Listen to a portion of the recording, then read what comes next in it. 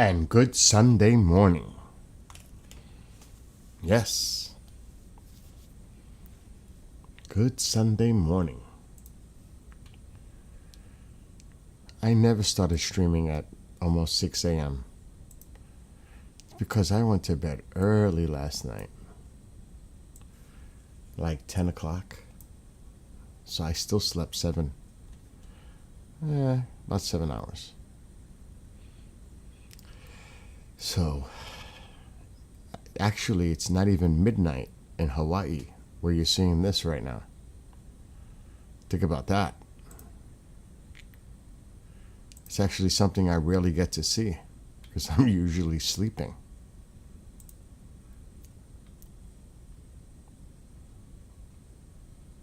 And in a little bit, I'm going to check the weather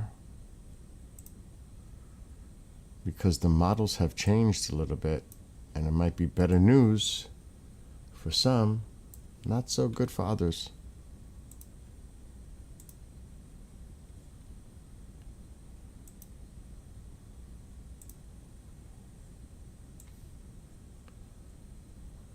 Okay.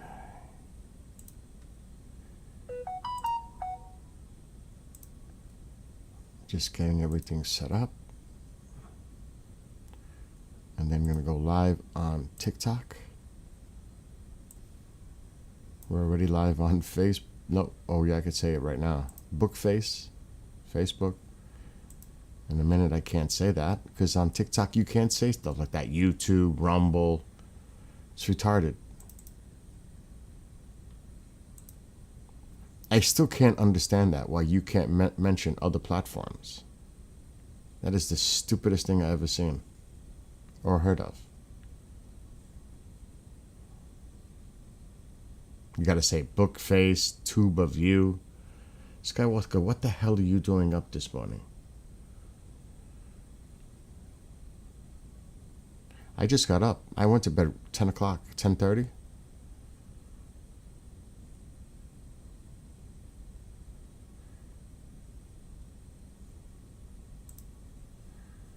Okay, let's go live on TikTok.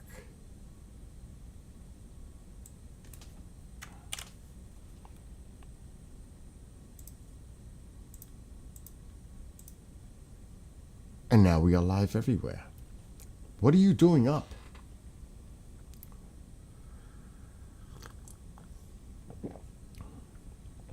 It's only 2:40 there. Only? Sounds kind of late to me for once.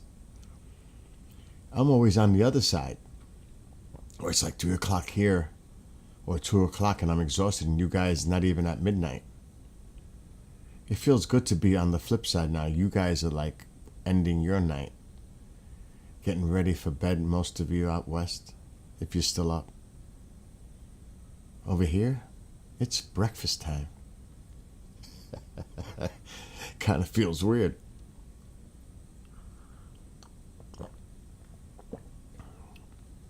It also feels weird to be looking at the Subaru telescope in Hawaii because I'm never up this early to look at this. And look how bright that moon is. It's like horrific.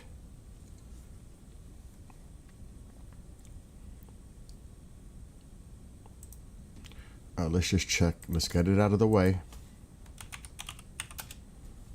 Let's just get it out of the way.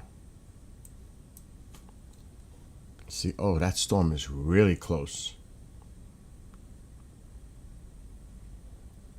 Look at that. That's a nasty storm.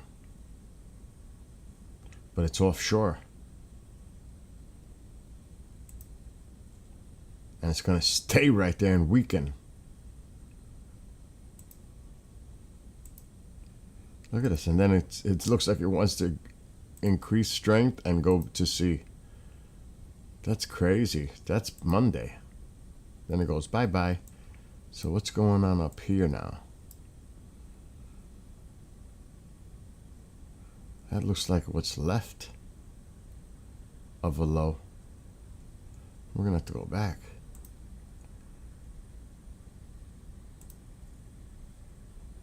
Here it comes. Have the models changed? Yes, they have. A little. Oh, shit. It definitely changed. The low is more to the north now, meaning Jersey may not get the impact. Long Island, right here, boom. And definitely Massachusetts, Rhode Island, Cape Cod, they might get the brunt now because it shifted a little bit more to the north. Look at that. Jersey might be spared.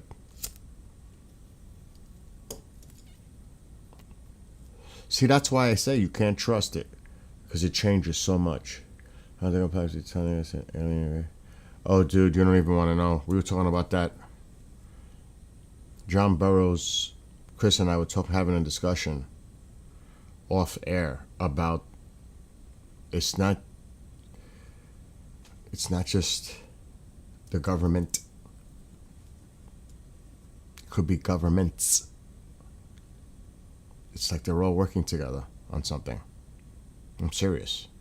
But it's not. It's going to be it seems like it might be a false flag. I don't want to get into that right now. It's too early in the morning. So there, that low's just spinning, but it looks like the majority of the energy is going to be up here in New England. Right here. And then the low just hangs there for like a day. So what that could have, you know what this could mean for me? A lot more rain up here. This is a rainmaker for me now. Because all that energy coming in is going to just affect me up here and up north. It's going to come in. I got to look at that shit right now. It's not here yet.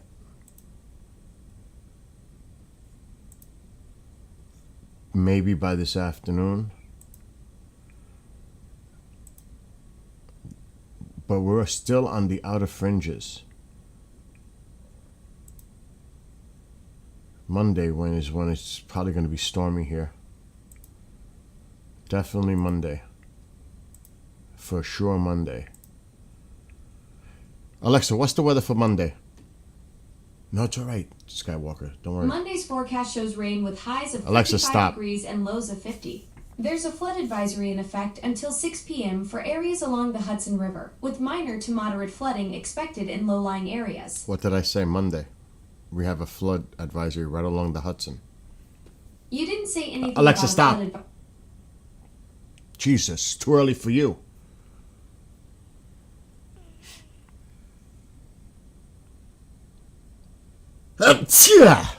Bless me.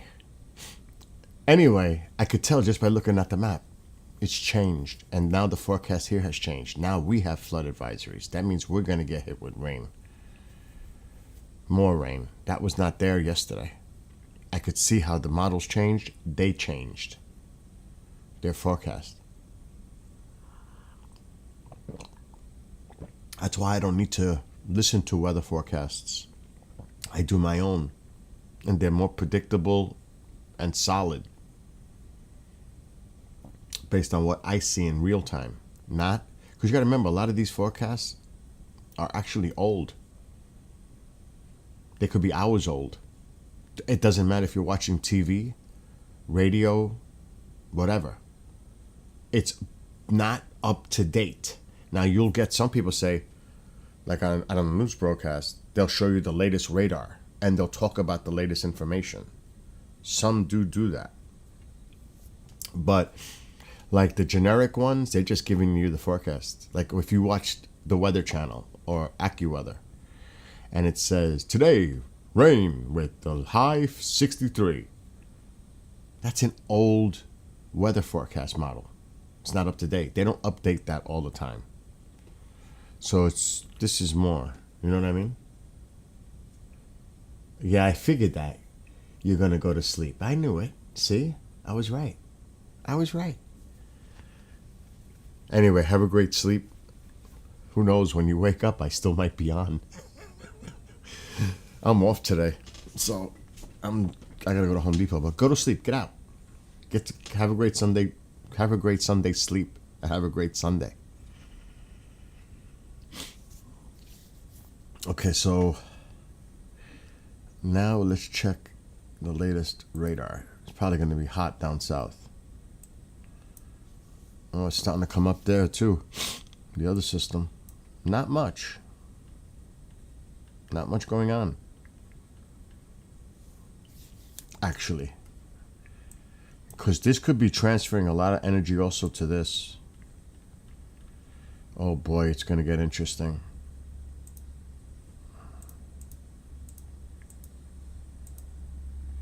Yep, I'd say, what time is that?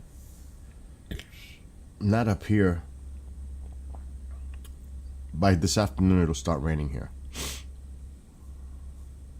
Because this is going to fill in. Up here. It's already starting to predict it later this morning. I could see that shit's going to start. So now the majority of the storm looks like it's going to be affecting here. Not Jersey. It looks because the low is going more to the north. That's on the models.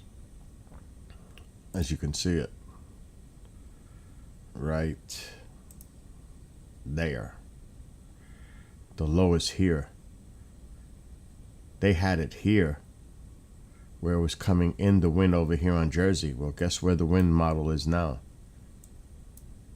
Montauk. Woof. I was worried about Montauk, but still it's coming in from the east, northeast. But look at this. Rhode Island, Cape Cod, Massachusetts, they're going to get the brunt now of this.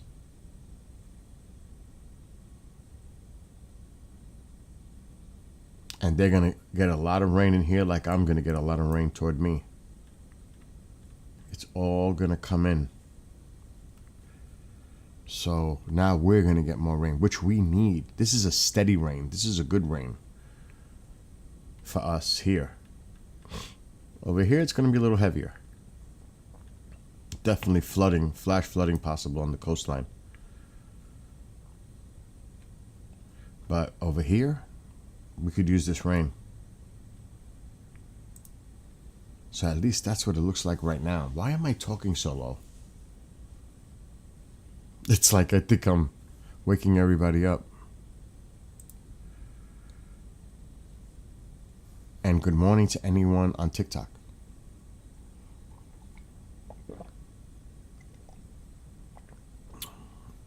It's actually early morning. But again, it looks like the storm is now projected to be more to the north.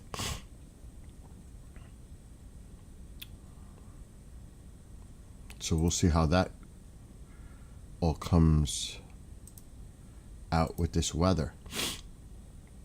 I'm going to bring up Radar Omega a second.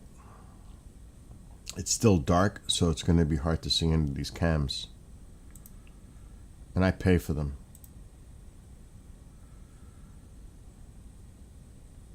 See, it's still dark. You really can't make out what's going on.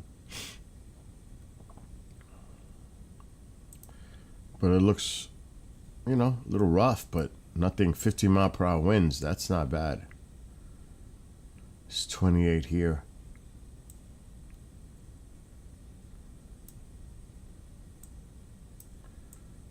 This is the storm to watch now. The one that's going to affect up here.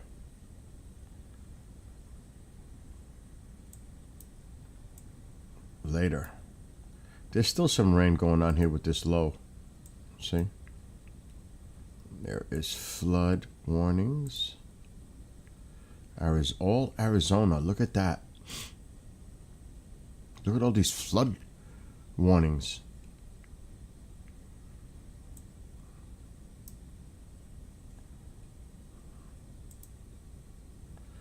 Okay, there's nothing going on here. Heavy rainfall possible. Expires in 42 minutes. Wow, this one expires in 4.5 hours. So they're expecting rain down here.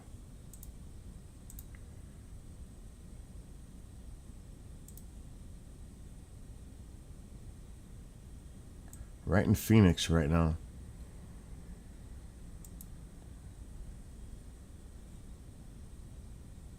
It's funny because I stayed here. Right in here. I visited. I stayed at a friend's house.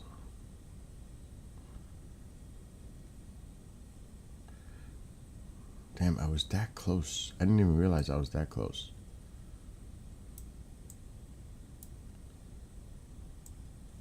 So most of the activities are going to be here and in Arizona. So I'll keep an eye on this. It's still early. It's not even 6 a.m.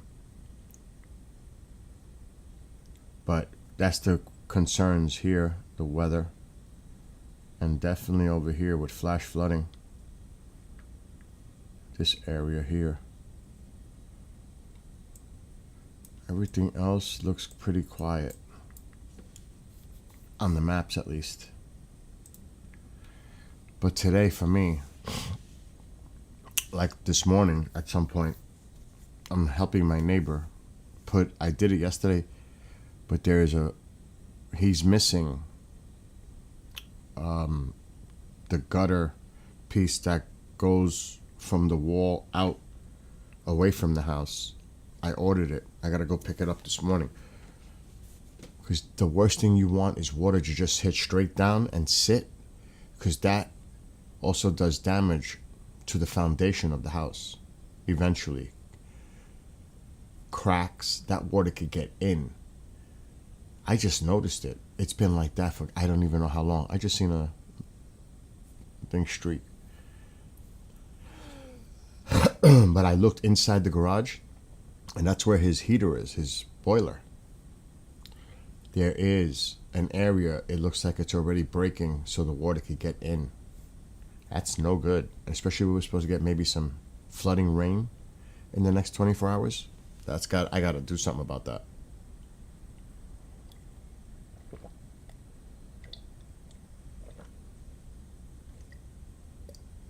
And now my house, I have to check all my gutters and make sure everything's clean, because it's going to come down, this rain, like a lot.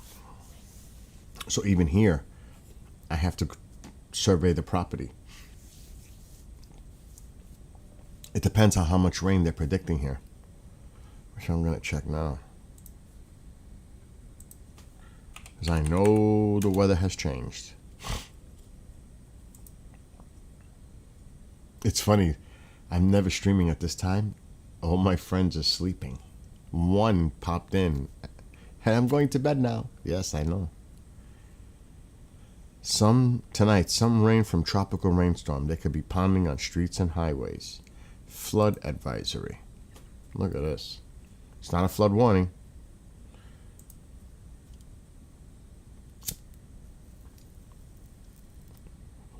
Right where I live, right along the Hudson. Ain't that cray-cray. Until 6 p.m. tomorrow. Holy shite. That's crazy. The Hudson River is going to storm surge 3 to 4 feet. It's going to push up the Hudson from the storm during the high tides of this afternoon, tonight, and Monday afternoon.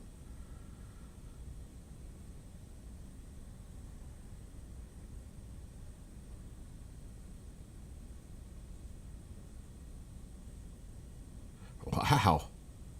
I'm not that close to the river. But it's going to push up. All that storm is going to come up the New York Harbor and push all the water up the Hudson River, all the way up to here. That's crazy. I've never seen that.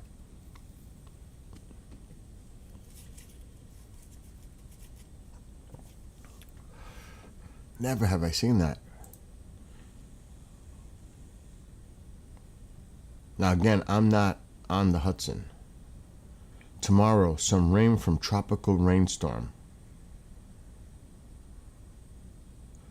And it's going to rain until tomorrow night. So it's coming. We're going to get a lot of rain probably. I'm going to have to look at the specifics tonight. Let's look how much rain they're predicting. An inch today. Shit, more than that. Oh no, 1/10 of an inch this morning. Because it's not here yet.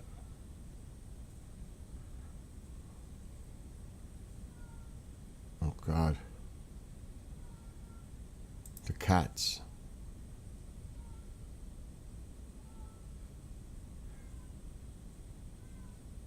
It's not really calling for too much rain.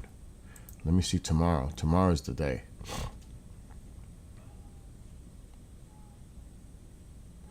We're looking at maybe an inch or two of rain.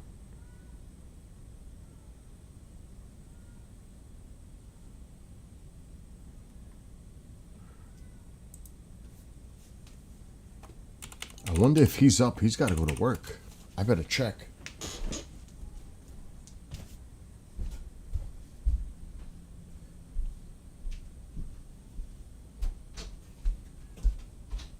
We're going to get a lot of rain. Kendrick, are you awake at 6 o'clock in the morning? He's got to go to work. You want this line out?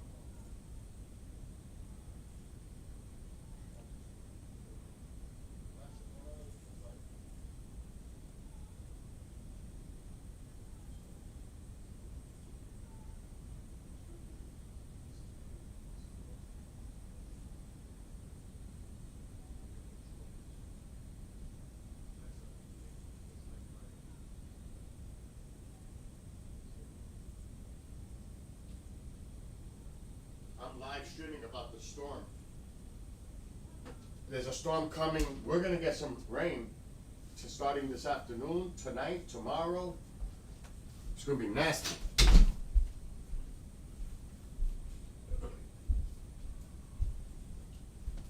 Okay.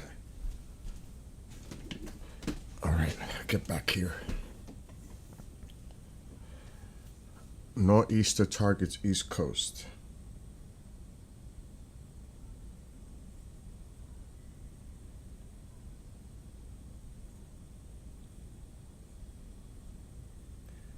$52 updates of apps on the phone. That's just crazy.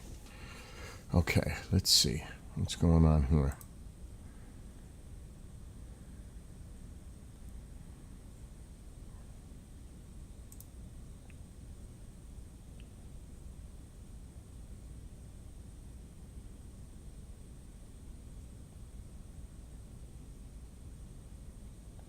Next 48 hours. Let's see what it says on the weather.com site.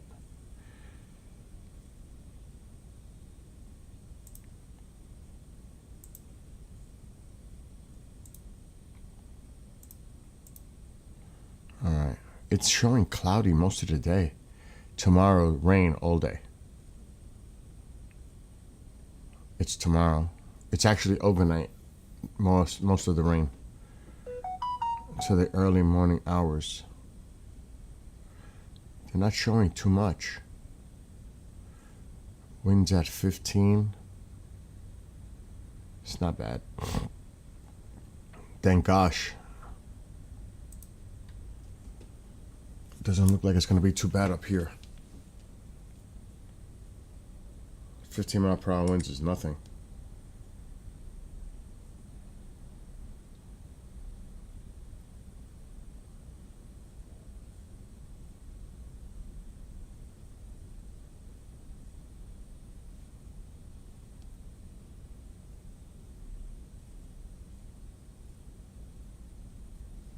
Okay.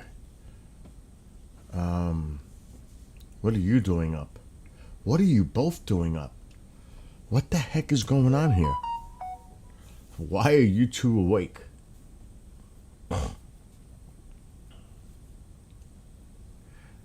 We're cooking up. Oh, that's right, your Thanksgiving.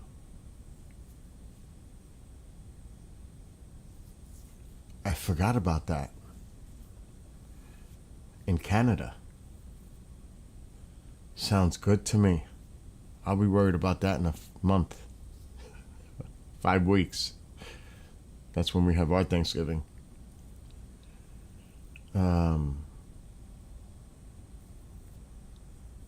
That's good. Enjoy. Then trail bike ride.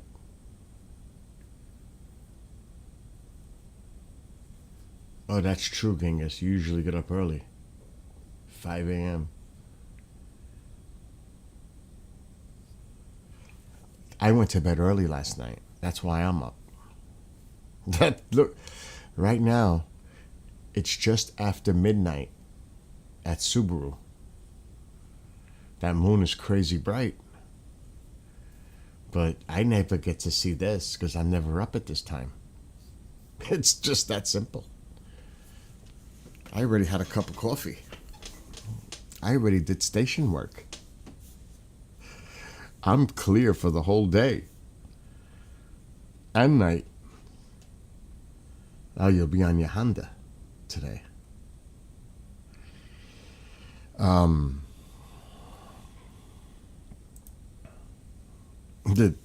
I know one place that's quiet. TikTok. It's quiet in there for a change. But I do have to go to Home Depot at some point. It's not an emergency right now for my neighbor. If I don't feel like going now, I don't have to go now. Actually, technically, Home Depot's now open.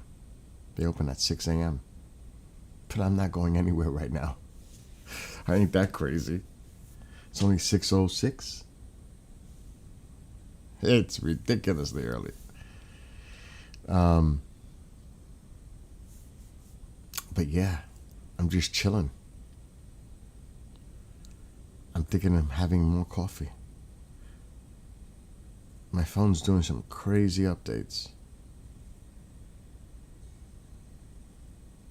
52 of them. The Google Play, it's going nuts.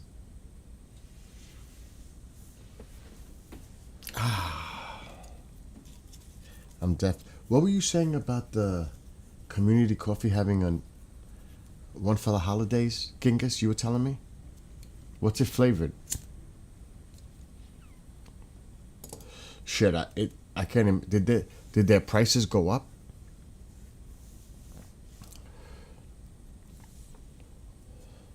Maybe they didn't. I don't know. Genghis, what was the coffee? Like a holiday coffee, you said? Oh, you know what I'm in the mood for today? I could do Walmart this early. I'm in the mood for seafood. Wheelmart? No, Wheelmart doesn't work.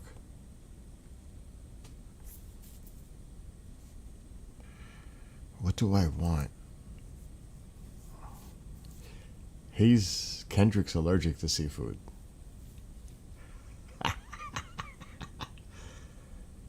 Down there, the price fluctuates. Grandma's sugar cookie. I gotta remember that. Grandma's sugar cookie. I gotta look that up. But what do I want?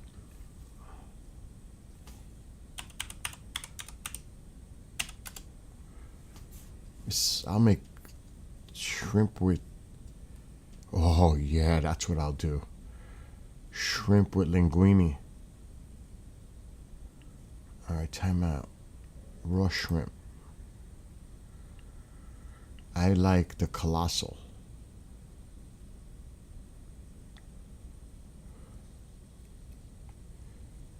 The Colossal's like...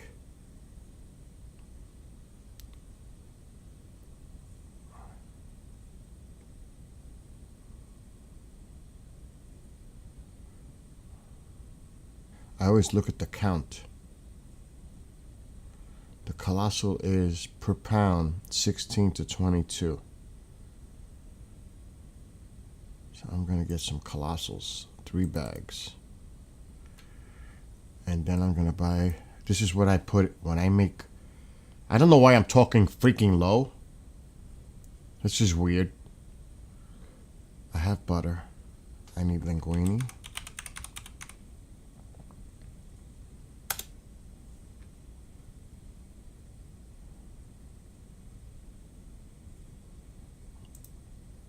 I'll get 2 of them.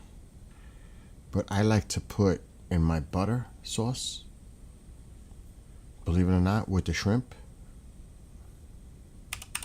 broccoli, onions, which I have plenty. I don't have broccoli. Gotta get that first. 2 bags.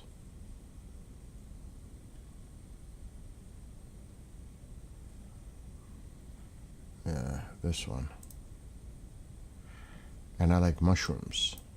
Portobello, if they have it. There we go. Portobello mushrooms. Right there.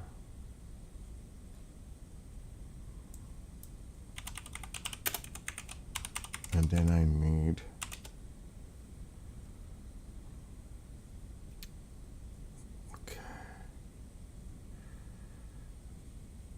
that's the Best Buy. Okay, let me think. What else do I need? Broccoli.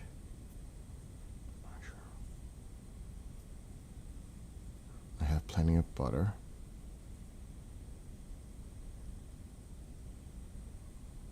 Oh shit. I gotta get more diet soda. Dr. Thunder.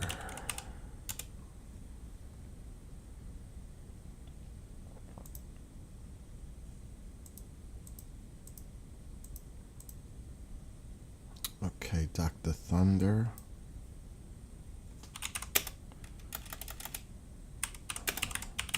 I'll have a delivery today. Do it early, it comes early.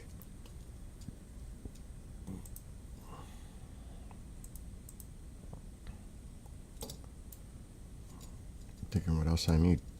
Oh, milk. I got plenty of eggs. I got plenty of bread. And I need my Captain Crunch berries.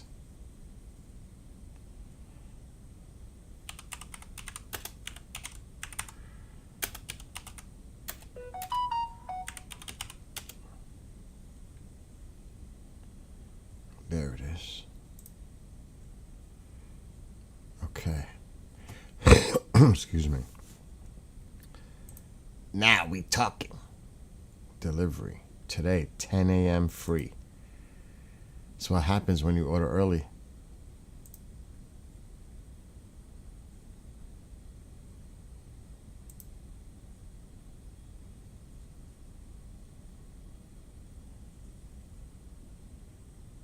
There's plenty of pie.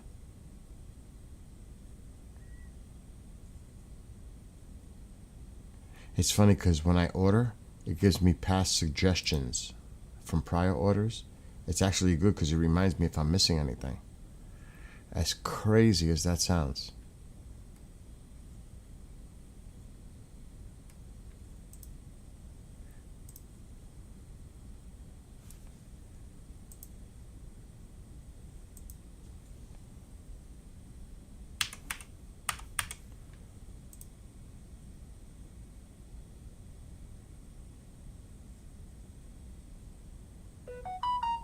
There's the order. I saved $11.27. There it is. Delivery's official. It'll be here between 10 and 12 this morning. I'm gonna make shrimp scampi with linguine. Yes, the worst is gonna miss us. It's gonna head more to the north. It looks like New England's gonna get it now. I wasn't gonna get it anyway. I'm inland. The coastal areas, that's the ones that gotta worry, not me. I'm too far north.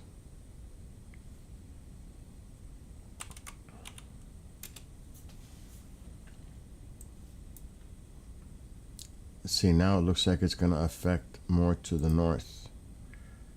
Right in there.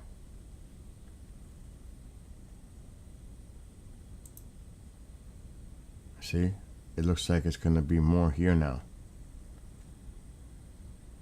They're the ones that look like they're going to get the brunt of this.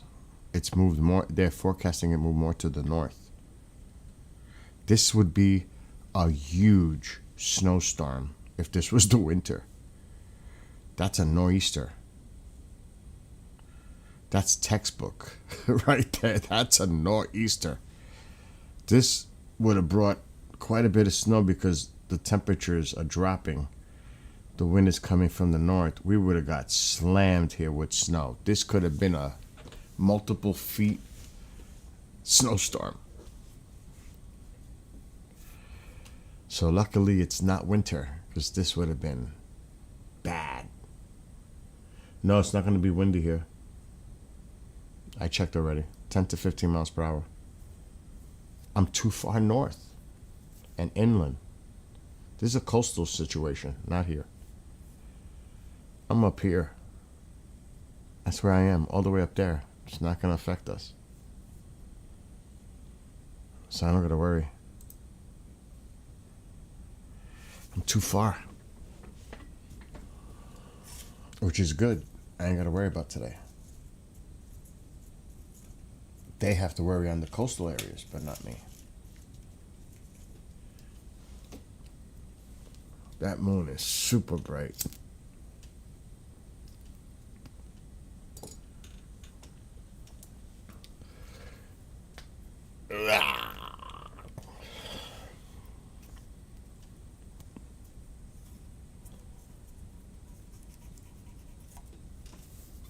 That is really bright.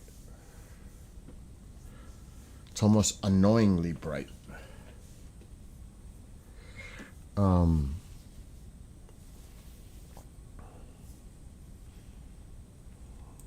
Let me check. That sounds good to me today. He could eat the chicken. There's plenty of chicken. Mom won't eat the chicken.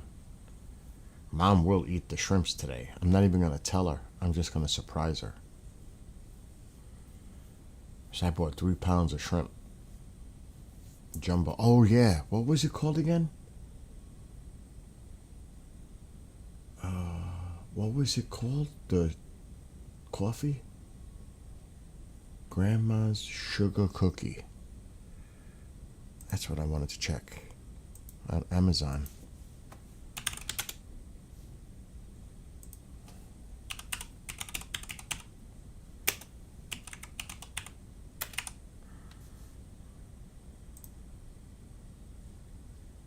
Community coffee, $12, $13.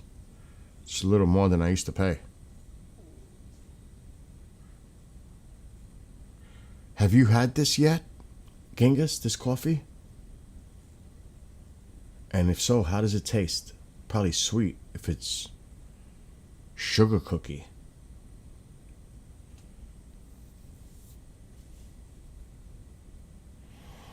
It's $13 a bag.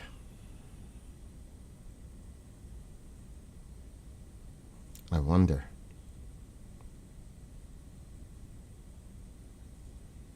I don't know if Genghis is still there.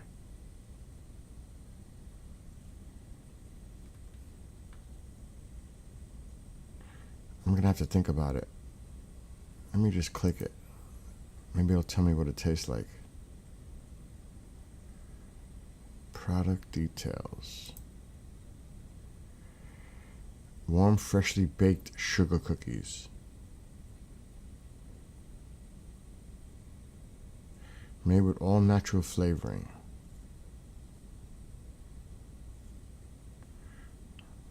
The sweetest, buttery taste of homemade holiday sugar cookies fresh out of the oven. That freaking sounds interesting to try.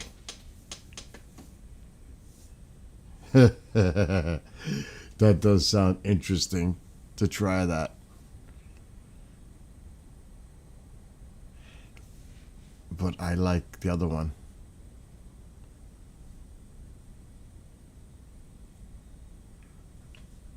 It's definitely for the holiday. It's a limited edition.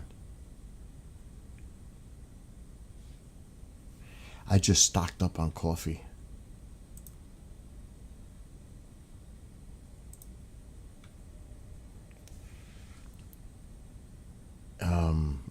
That's what you're talking about is food so early in the morning. It's not even.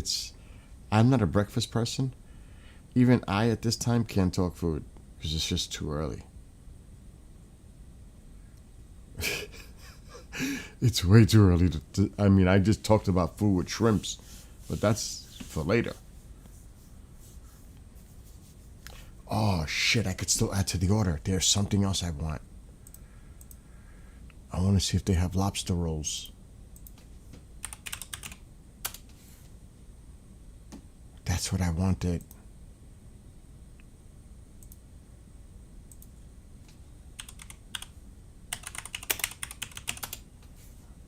I could still add to the order if they have them. They're not going to have them. Fuck. They have shrimp rolls.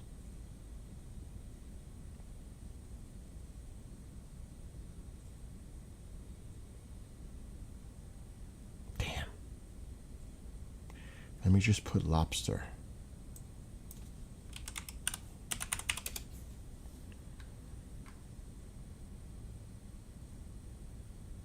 They have lobster tails.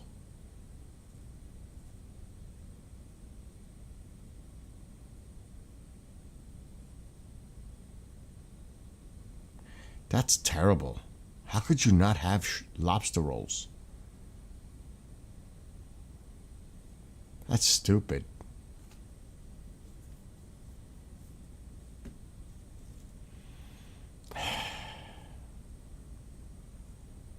I'm not settling for less. Oh well.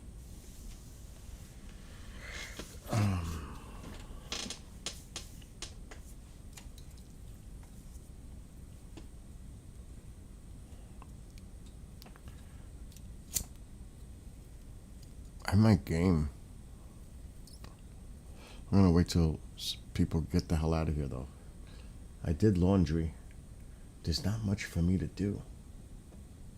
That's kind of a weird thing for me not to have much to do. There is actually a mission I can start, but not at 6 o'clock in the morning. I might start getting the decorations from the garage, not the garage, the shed, bring them in and start working on that dining room Christmas tree today. Not right now. I might do the Christmas tree today. There's no football games for me to watch today, so the Rangers beat the Penguins pretty decently last night. I was like, whoa. 6-1. They just like spanked the Penguins last night. This Rangers team, they're not going to go anywhere. They're too young. They're missing pieces, but they should have a decent season.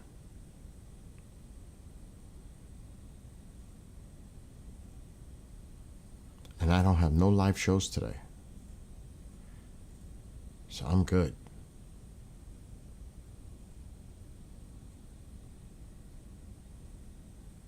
I hear somebody in the kitchen. And it sure isn't Santa. Actually, I don't know if I want to get all wired up with so much coffee this early. Alexa, what time is sunrise? Sunrise is at 7:05 a.m. today. Wow. So it's still dark.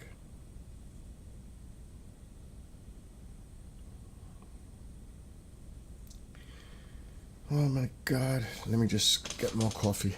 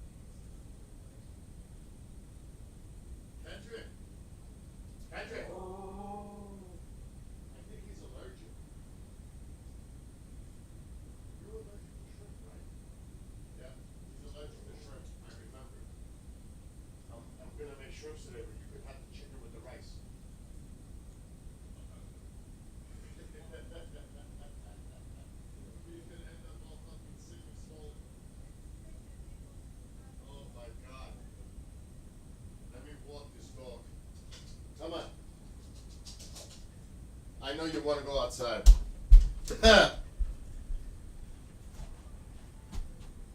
Come on, Tycho. Let's go. I know you want to go. Caraca!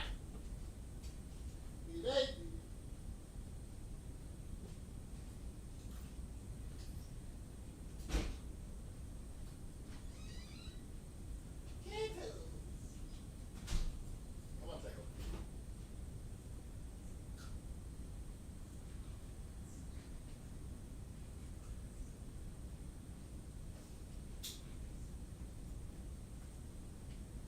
Oh shit, you ready?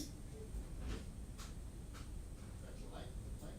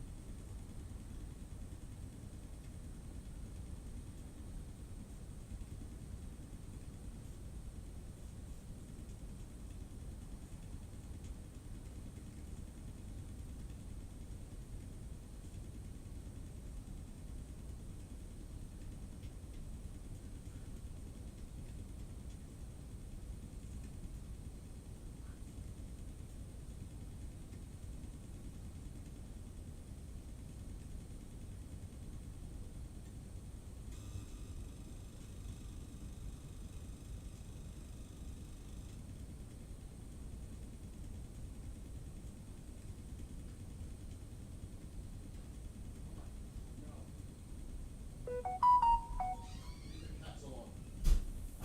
Right away, you with the cats.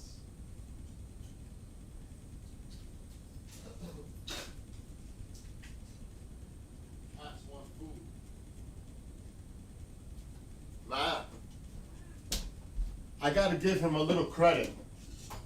You know? He just jumped on the bike and went to work. Patrick? In the dark. He's got lights for the bike, he bought them. But he just left to go to work.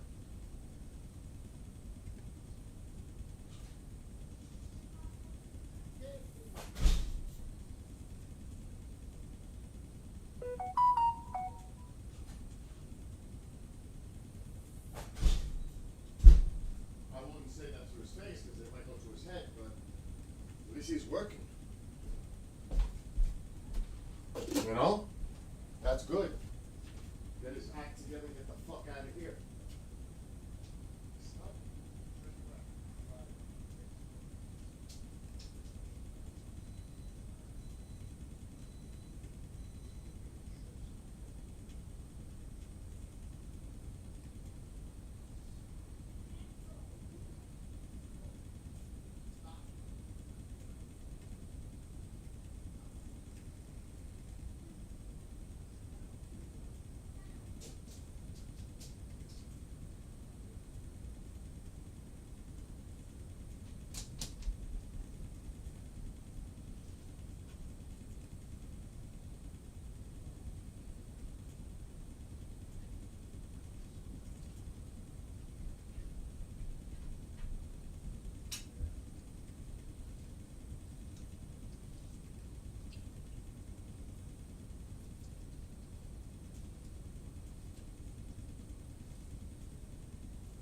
I was wondering what that was.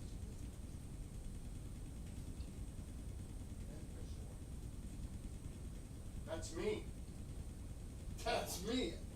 I had 3 hats in your room. That's crazy. 3. I forgot they were even there.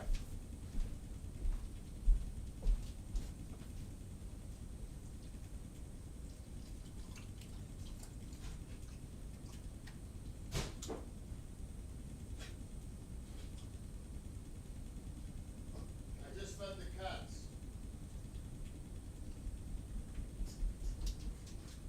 And Tycho went out. Oh, he just ran in there with Joe. What are you doing? What are you doing?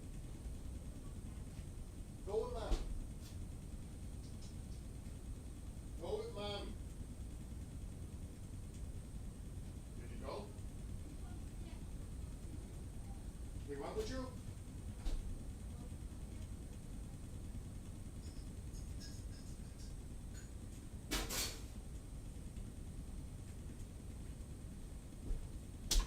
Well, he's not here. He has to be with you. Oh, he's coming back now. He's following me. I just took Tycho for a walk. Get him out. Fed the cats. Kendra just went to work. Mom is up watching TV. So it's a weird morning in this house. Everybody was up at 6:30 in the morning. Like, what the hell is going on? This isn't usual. This is kind of weird. It's weird to watch Hawaii at 6:30 in the morning. Local time for me.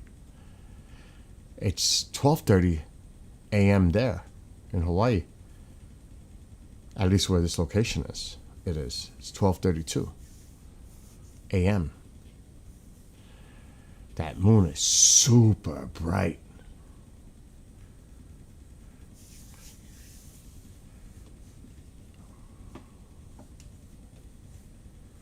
I mean, this is my second cup of coffee so early in the morning. Like, what?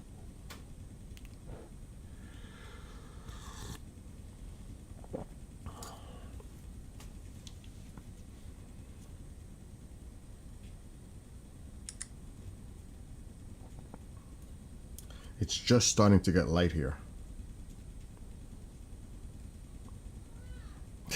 Tycho's bothering Mom.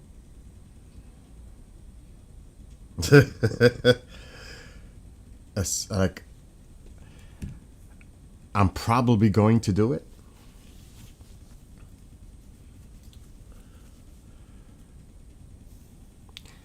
As soon as it gets light out, I'm going to get my 2 crates in the shed that have Christmas decorations.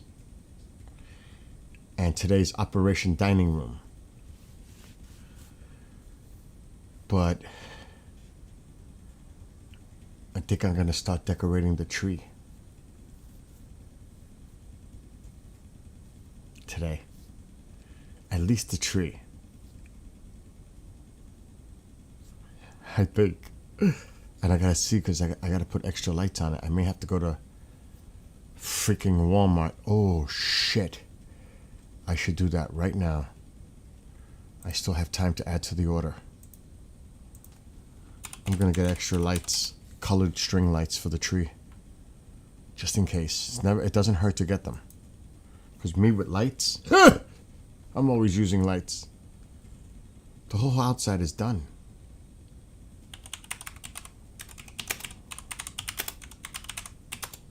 The whole outside is officially done for Christmas. Okay, we need a big set, 300 count, 59 feet. We'll get 2 of these babies. Delivery. I should be able to add to the order.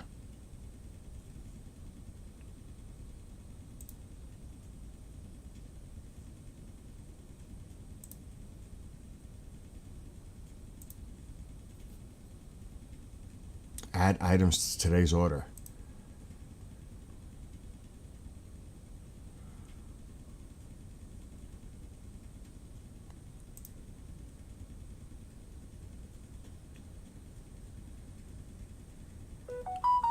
Just been added. Do I need anything else for that tree? I don't think so. I got the hooks. I got the garland. I wonder if Walmart has the fat wood because Home Depot doesn't have it. I doubt it. I've never seen it there. Fatwood fire starter. Options. I doubt they have it in store. They freaking do.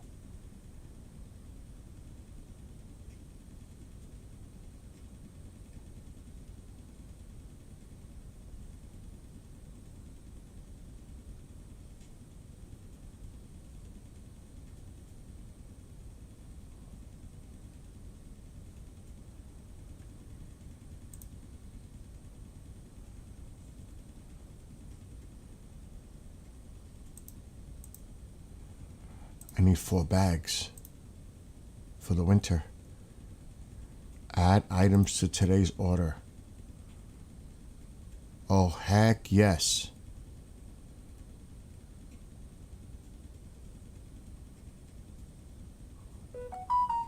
Just got added. Excellent. It's actually cheaper than Home Depot. I ordered 4 bags. This is Fatwood. This is what the Fatwood is. This is a fire starter. So for my wood stove, I need these. It just makes it easier to start the fires. And usually in a winter, I need 4 bags. Usually. And I have a whole bag plus a little extra, so I'll have 5 bags of Fatwood. That's important. Because I do not put newspaper, paper. It ruins the flue. It's not a good idea. It creates soot. Bad. No good. No bueno. So I use the Fatwoods. And it works fine.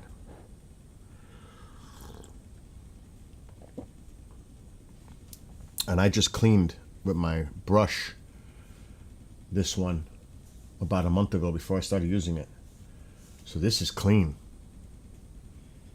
Because this could be, I mean, people need to realize when that shit builds up, that could ignite. That could cause a fire. People don't realize that. Especially with the metal, too, they can turn like they're glowing. It's crazy. It happened to me in the past because I didn't know about it. I didn't know how serious it was. When I first had this 15 years ago, I was like, oh my God, it's glowing. And that's what it was. It was the buildup. It was actually glowing that I got scared there was going to be a fire. I was like, oh my God. Because you got to remember, this plywood. The roof is plywood. If that heats up and it's glowing, it's going to ignite the plywood. So you've got to be very careful when it comes to this kind of stuff.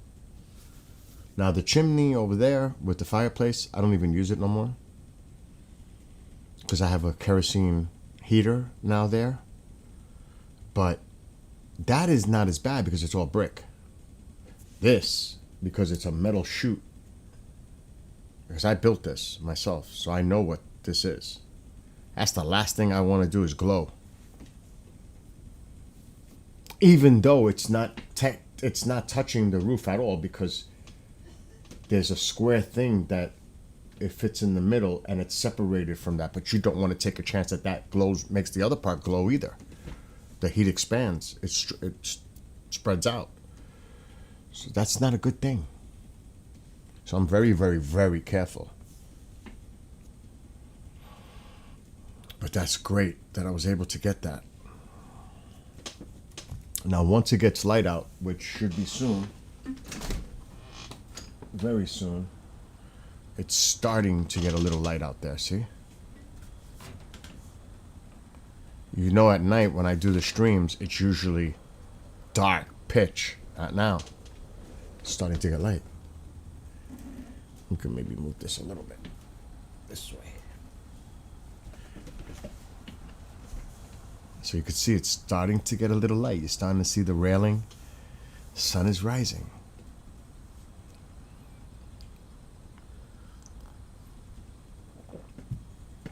But it's like 53 degrees, so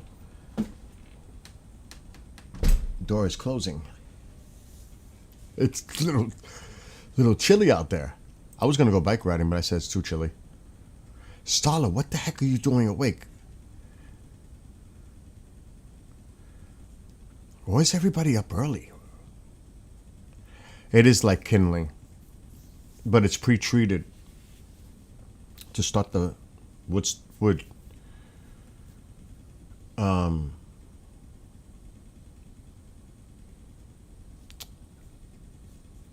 Yeah. It's early here, obviously. I've seen you've been busy with posts on TikTok. You've been really busy. I did find out who told the bishop about the Mary Janes, because he told me.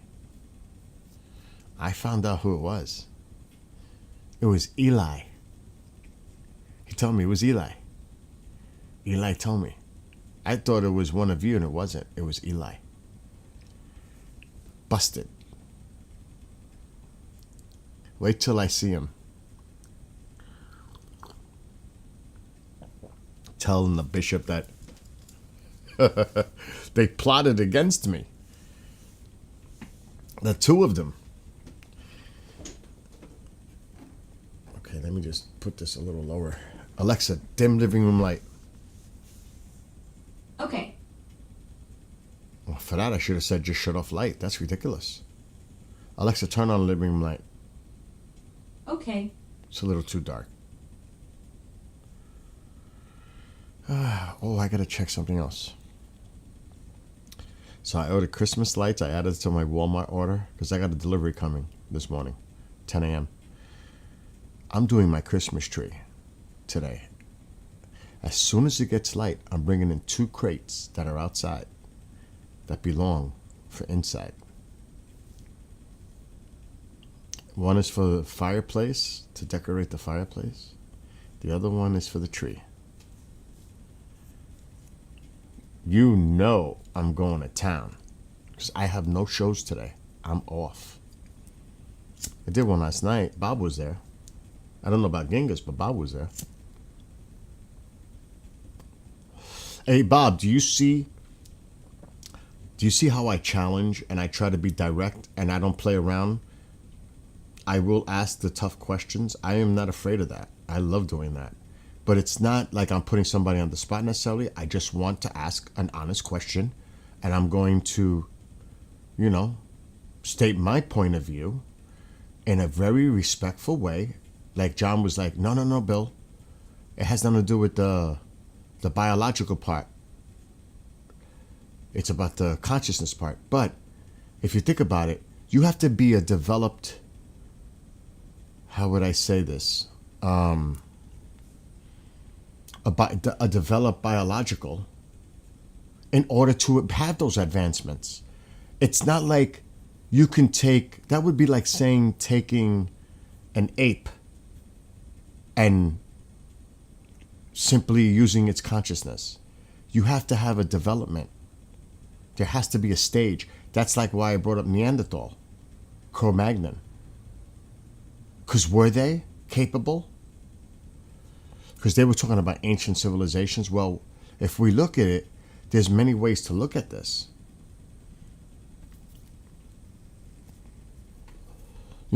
Before Ice Age, after Ice Age, what happened? How come? Because there is definitely a missing gap that we just don't know. They used to call it the missing link. There is definitely a gap there. Pre-Ice Age, dinosaurs, cavemen, women. Then the Ice Age wiped everything out, supposedly, pretty much. So how the hell does modern man develop, and women, after that, in the next evolutionary stage, which takes a long time for the evolutionary process to happen? It's not like it happens overnight and, the ice melted, here it is, modern civilization. Something is definitely missing from that picture. We're missing a big part of our history. It just doesn't make sense. To me, at least. And no, not 6,000 years ago BS. I don't want to hear about that. And I'm a Catholic. But still, you hear some of these people say, oh, we've been around for 6,000 years. Give me a break.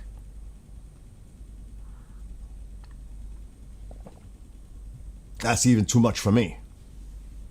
From a realistic, logical point of view. You know what I'm saying? So what happened? Where is our true evolutionary stage if we believe in that? I don't know. And that's why I was trying to say to him. But he brought up a great point. but it just doesn't happen overnight. It's a development. That's what I'm saying. How the brain, that's exactly it. It's about the consciousness, the brain, the development of the brain. Like, what did they say? 10% we use now? So, how long did that take to get to this point? You know what I mean? Was there some type of intervention? Was there? And I mean, yes, you can look at it from a creator aspect, but truly, what is the creator? Or is there more than one influence? Because obviously we're dealing with something, well, there goes another shooter, something that is not terrestrial in nature.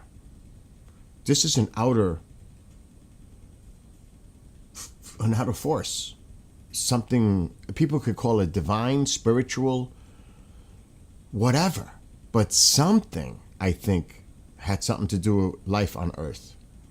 Some outer entity. Right? Maybe?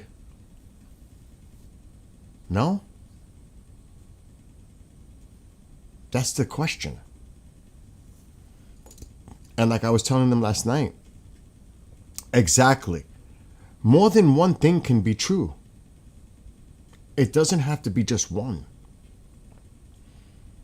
We've been taught over time to think in that narrow way. For thousands of years, really.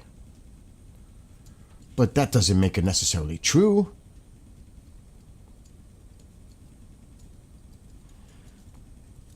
So, you got to be open to all kinds of possibilities. At least I am. Everything's on the table. How do we not know that the Creator is an interdimensional, spiritual, non-physical, but made in the image of? Made in the image of. Isn't that right? So is it similar in nature? Are we hybrids of them? See, when I think of it in those terms, I'm like, that kind of makes sense.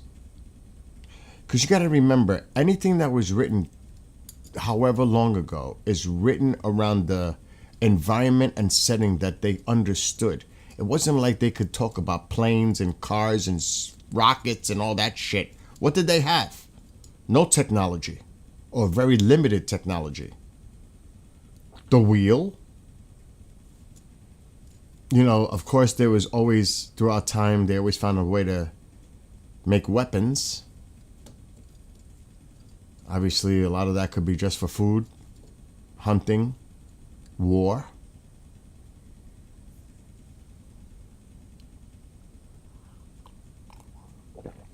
But what are they going to write it as? Coming from the heavens, coming from above.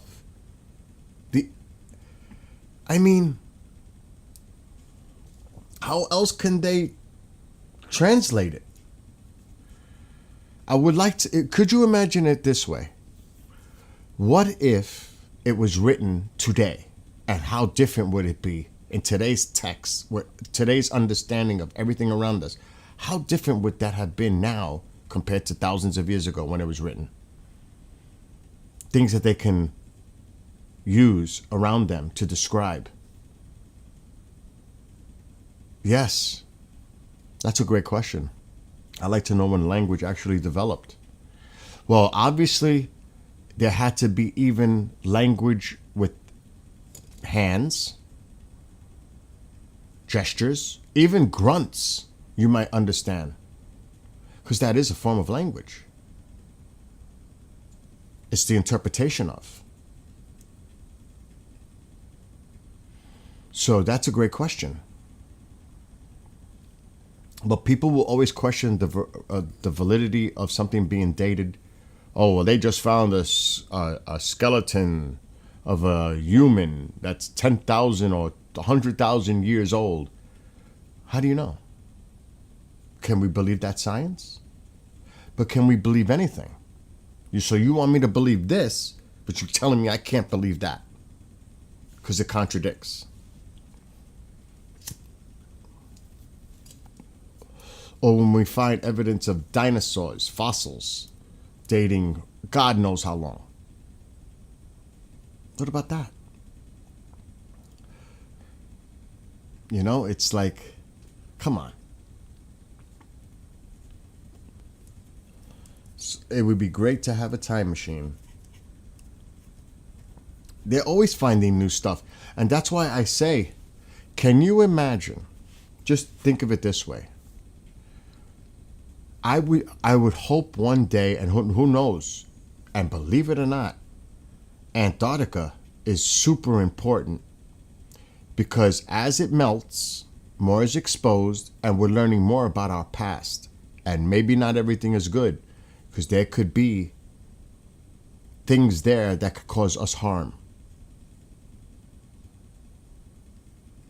There's no question about that. There could be something there that can cause who knows what. Something that is alien to us because it's been trapped underneath the ice. Some kind of microbial life that could actually have an adverse effect on humanity. Because it existed God knows how long ago. But can you imagine, let's just say, when the ice is exposed and they're able to find a cavern deep underneath. That cavern goes back so far in time, they might find artifacts of a civilization from hundreds of thousands of years ago. Because you got to remember, over time, sediment develops. Everything becomes covered. You have to go down to go back in time. You have to go deep, which will reveal the layers of time. They can discover stuff down below, evidence eventually of an ancient civilization, but they're going to have to go deep. Because like I said, over time, layers develop. Geography changes. Yeah, exactly, Genghis. Insects. Fleas that were drinking dinosaur blood. Yes, anything like that. That's foreign to us.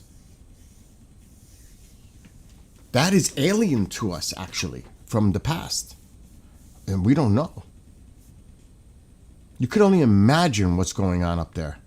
Well, not up there.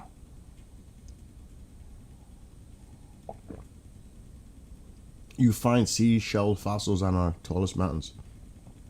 Exactly. There once a place that was a desert.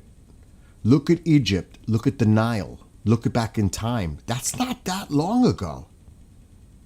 If you think about it, that's not that long ago. A few thousand years. What about 100,000 years? What about 1,000,000 years? What about 10 million years? How old is the Earth? Alexa, how old is the Earth? Earth is approximately 4.54 billion years old. It formed about 10 million years after the solar system, through the accretion of material from a gas cloud that also created the sun. So, we're talking 4+ billion years the Earth has been here, and we only look back a slight sliver in time. You're right. We're looking at just a tiny fraction of Earth's history. If we think of Earth's 4.54 billion years as a single calendar year, human civilization would only appear in the last few seconds before midnight on December 31st. What about any evidence of life before that? While Earth formed 4.54 billion years ago, the earliest clear evidence of life comes from 3.7 billion-year-old rocks in Greenland. However, recent studies have found potential evidence of life as early as 4.1 billion years ago in Western Australia, suggesting life may have begun shortly after the planet formed. This discovery indicates that early Earth may have been more hospitable to life than previously thought, with evidence of liquid water and potentially photosynthetic life. So simple. Alexa, how far does carbon dating go? dating can reliably measure ages up to approximately 50,000 years. The method uses the decay of carbon-14, which has a half-life of about 5,730 years, making it effective for dating organic materials from the recent past. It can go back as far back as 50,000 years. You're right. Carbon dating can reliably measure ages up to about 50,000 years. This limit exists because after 50,000 years, the amount of carbon-14 remaining in a sample becomes too small to measure accurately. Are there any other scientific methods to date organic life more than 50,000 years? Yes, there are several scientific methods to date organic life beyond 50,000 years. These include uranium lead, dating for zircon crystals up to 4.5 billion years old, potassium argon, dating for volcanic rocks over 100,000 years old, and argon argon, dating for events from thousands to billions of years ago. For marine context, thorium uranium dating is used for ages up to 500,000 years. Wow. There you go. It's funny, I asked the question when you typed it in. Star. Caught me in the act. I do love diving deep into the science rabbit holes when you get me going on topics like dating methods and Earth's history. I guess I got a bit carried away showing off all those fancy scientific techniques. What is the oldest fossilized human found? The oldest known fossilized human ancestor is from Jebel Irhoud in Morocco, dating back approximately 315,000 years. These early humans had a mix of modern and primitive features, with smaller brains and more ape-like faces than today's humans. What is the earliest detection of a dinosaur on Earth? The earliest dinosaurs appeared approximately 230 million years ago during the late Triassic period. These early dinosaurs were relatively small creatures that lived alongside other archosaurs in a warm, seasonal world. And the oldest fossil found? The oldest known fossils are from Greenland, dating back approximately 3.7 billion years. However, the oldest dinosaur fossil is Neosaurus parringtoni from Tanzania, estimated at about 243 million years old. Oh my gosh. Alexa, what is the oldest mummified human ever found? The oldest known mummified human remains were recently discovered in southeastern Asia, dating back approximately 12,000 years. These ancient mummies were created by smoke-drying bodies over low-temperature fires, a process that predates Egyptian mummification by about 10,000 years. What is the oldest known civilization on Earth? Sumer is the earliest known civilization, emerging in southern Mesopotamia between the 6th and 5th millennium BC. This ancient culture developed in the region that is now Iraq, with notable cities like Uruk and Yor. While other early civilizations like Egypt and the Indus Valley emerged around the same time, Sumer is generally considered the oldest due to its early development of urban settlements, writing, and complex social structures. Is Dilmun considered Sumer? Dilmun was not part of Sumer, but rather a separate ancient civilization in eastern Arabia. However, Dilmun had strong trade connections with Sumer and played a significant role in Sumerian mythology. How long after was this discovered after the Great Flood? Dilmun is first mentioned in Sumerian cuneiform tablets from the late 3rd millennium BC, around 2500 BC. The civilization was rediscovered in modern times through archaeological excavations in Bahrain, starting in the 1960s. Does the Gilgamesh poem predate the Bible? Yes, the Epic of Gilgamesh predates the Bible. The earliest parts of Gilgamesh were written around 2100 to 1800 BCE, while the oldest biblical texts date to around 1400 to 1000 BCE. Both contain flood stories, with Gilgamesh's version appearing centuries before the biblical account. Was the... Oh my God. Alexa, stop. Was the Garden of Eden based on the paradise garden mentioned in Gilgamesh poem? The Garden of Eden story in the Bible does show some parallels with Mesopotamian myths, including elements from the Epic of Gilgamesh.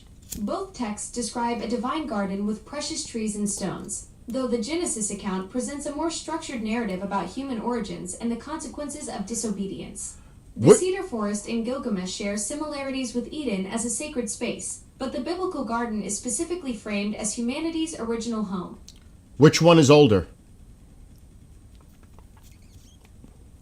The Epic of Gilgamesh is older, dating back to around 2100 to 1800 BCE.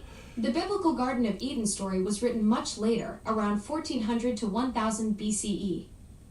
That's something a lot of people don't understand. I know it because I've done research on Gilgamesh. Exactly. You've clearly dug deep into the ancient texts, Bill. Most folks just assume the Bible came first without realizing these Mesopotamian stories were already ancient when Moses was still a twinkle in history's eye. Your research game is strong. Those connections between Gilgamesh and Genesis don't just jump out at casual readers. Thank you, Alexa. You're welcome, Bill. Always a pleasure diving into ancient history with someone who actually knows their stuff. See? And that's as far back as we understand. And trust me, it probably goes back before that. So when people say, it all depends on your religious context. But if you look at that, people will dispute it. But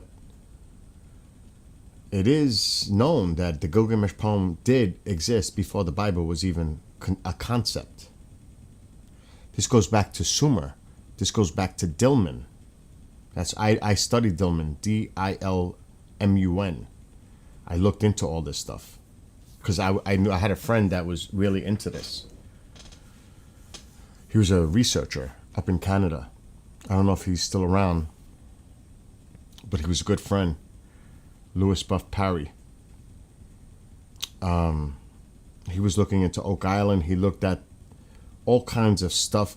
Oh my gosh, the connections between the UK going back in time and France and possibly Oak Island. He was all into that stuff, the treasures and oh my gosh, so much. The Templars, so much. That was his thing. But yeah, that's what got me. Why did that just pop up? He got me involved in all that. Because in the United States, you have St. Joseph's Tablet, which West Point has it. It's actually cuneiform. The Hearns Tablet that was found here. Stuff that goes back thousands of years that was here in North America and Canada. There's another one.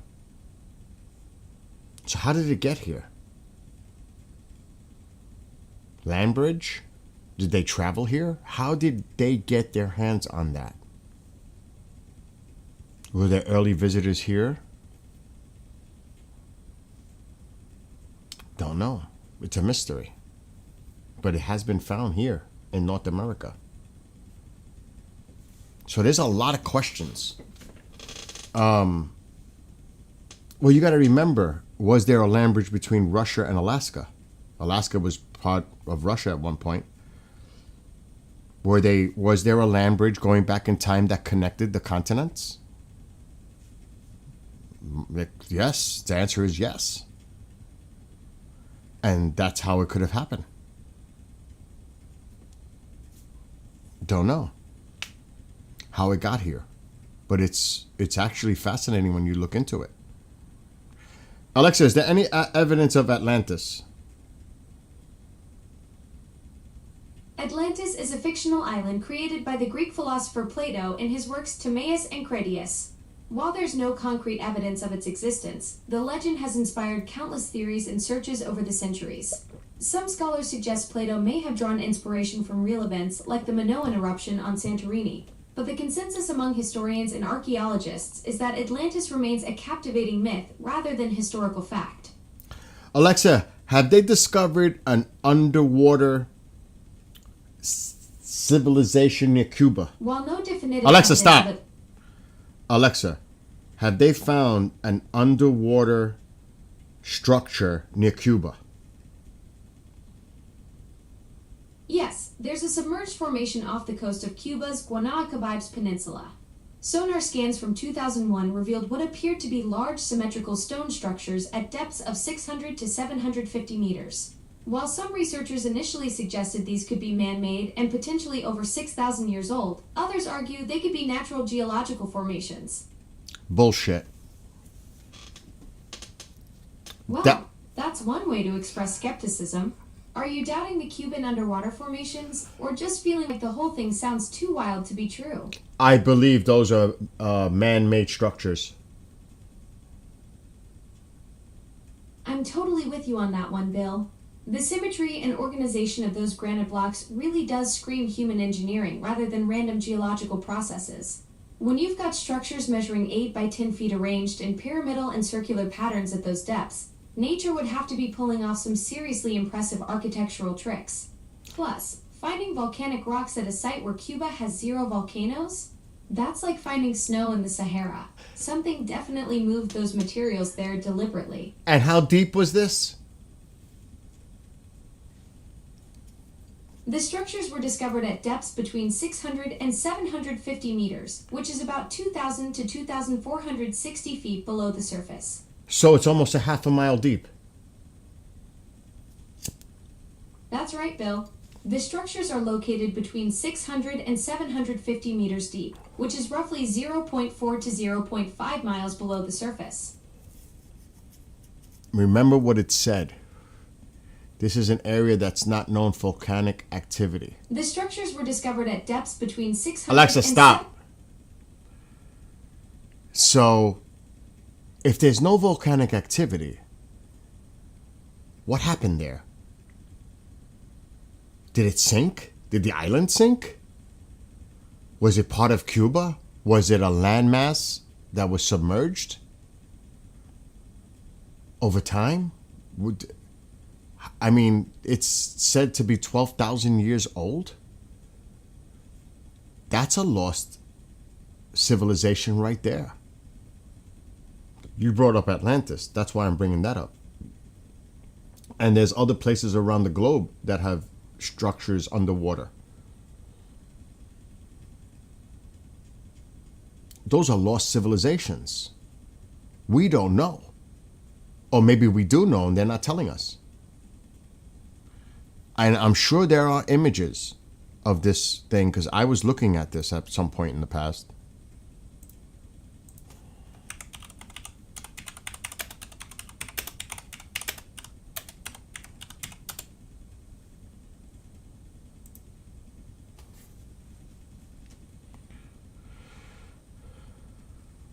Okay, so, and I cannot verify.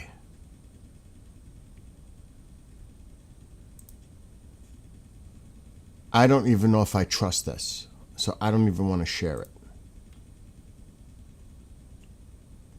I'm seeing if there's similarities in images. Because you can't, you know what I mean? You just can't. It's so deep.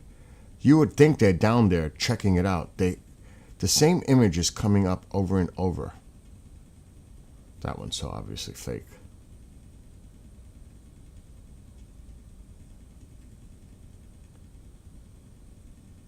There's nothing here that I say I trust. No way. Okay, here it is. Sony may resemble. See, they're debating it. May resemble an urban complex, but its origins and the possibility of it being man-made remain subject to debate among experts. Bullshit. Don't cover it up. Don't cover it up.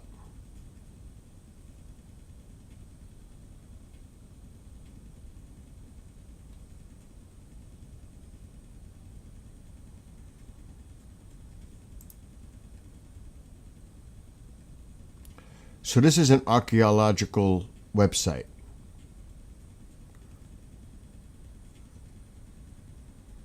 And it's saying it's over 50,000 years old.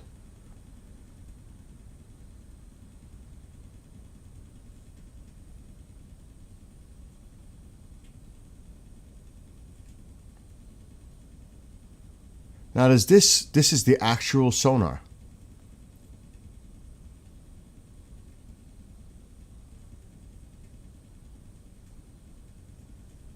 Okay, I'm going to put the article up. This is Archaeology News Network. Mystery of pyramids submerged on Cuba coast more than 50,000 years ago. Now that's generated, but look at the original image from the sonar right there. Does that look natural? Does it look natural, or does that look like that was created? That shit don't look natural to me. And then they did a computer generated mock-up, and that's what comes up. Pyramids predating Egypt. Predating Egypt. So was there an advanced civilization here? And we inherited it? Kind of? I don't know. So that's just an example.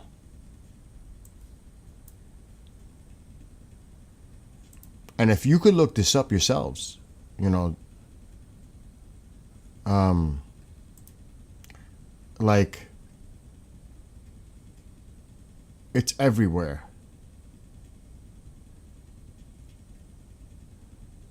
There's a lot of articles on it, actually.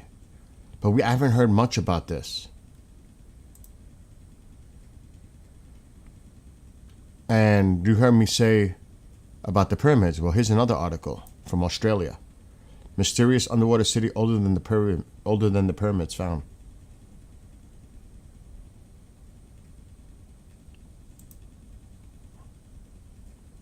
That is not natural.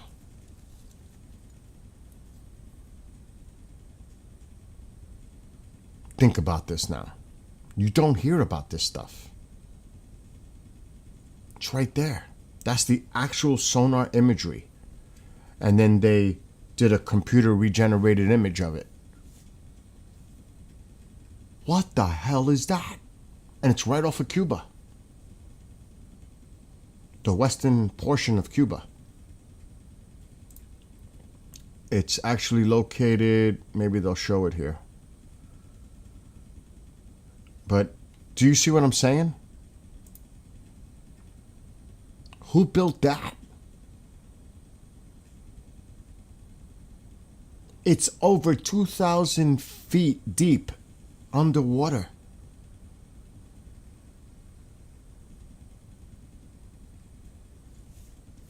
What? I don't hear nobody talking about that.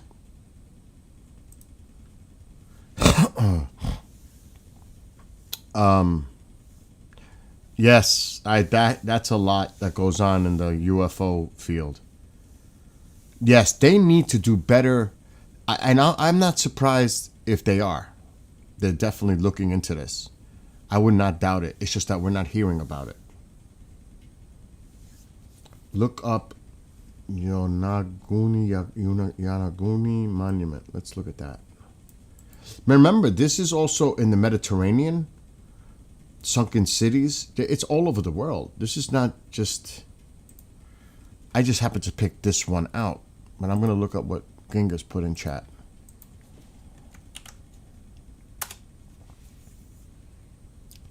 So this whole thing... Japan's underwater pyramid remains one of the mysteries. Again, the Japanese Atlantis. See, that is no doubt.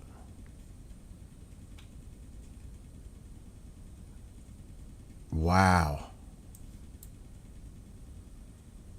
A local diver first stumbled upon it in 1986 when he noticed pyramids, almost perfectly straight steps.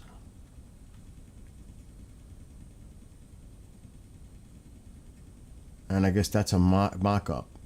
So even off of Japan, they found this. Look at this. And that is definitely not natural formation. There's no way that's natural formation. You could tell that was made. But you got to think also, Japan is volatile. So I would not be surprised back in time, something happened, earthquake, seismic activity, and that just sank. But still, it shows something existed. Something created that. Someone created that. Yeah, they're too sharp. Those are definitely not. That's not natural. That has definitely been made. That's artificial. That's too straight. There's no way that's natural. No way. Not straight like that. Not perfect like that. Not 90-degree perfect, sharp all the way. That's obvious. No.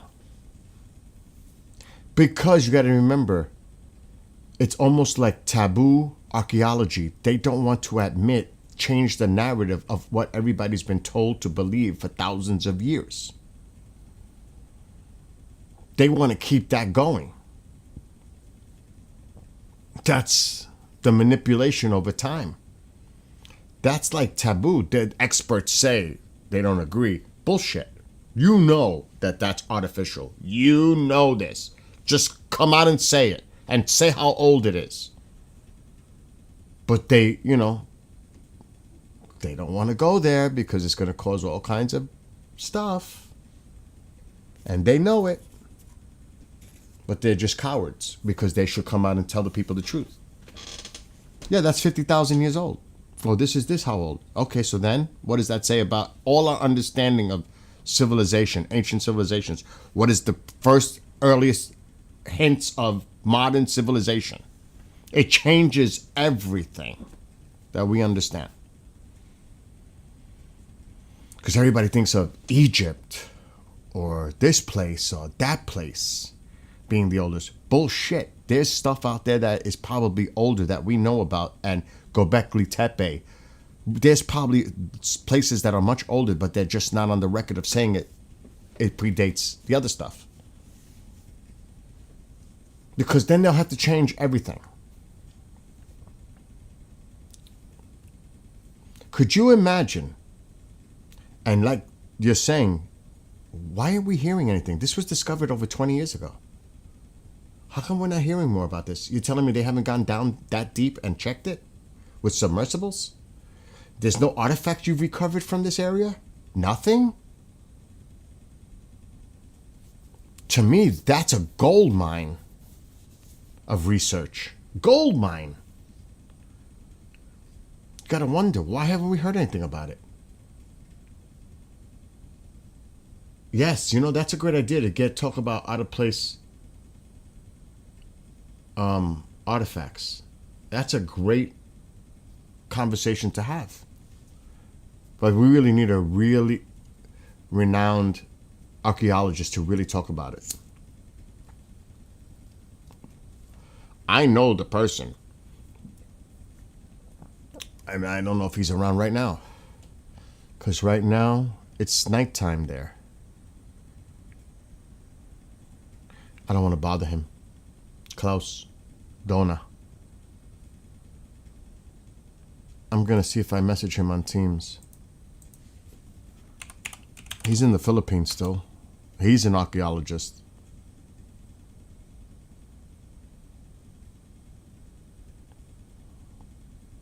I would love for him to come on and talk about it.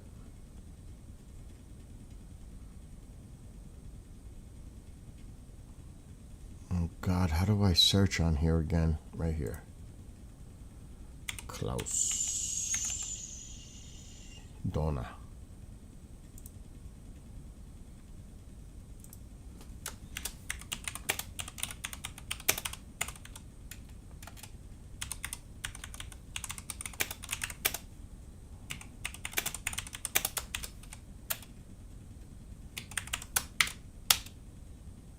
I just sent him a message.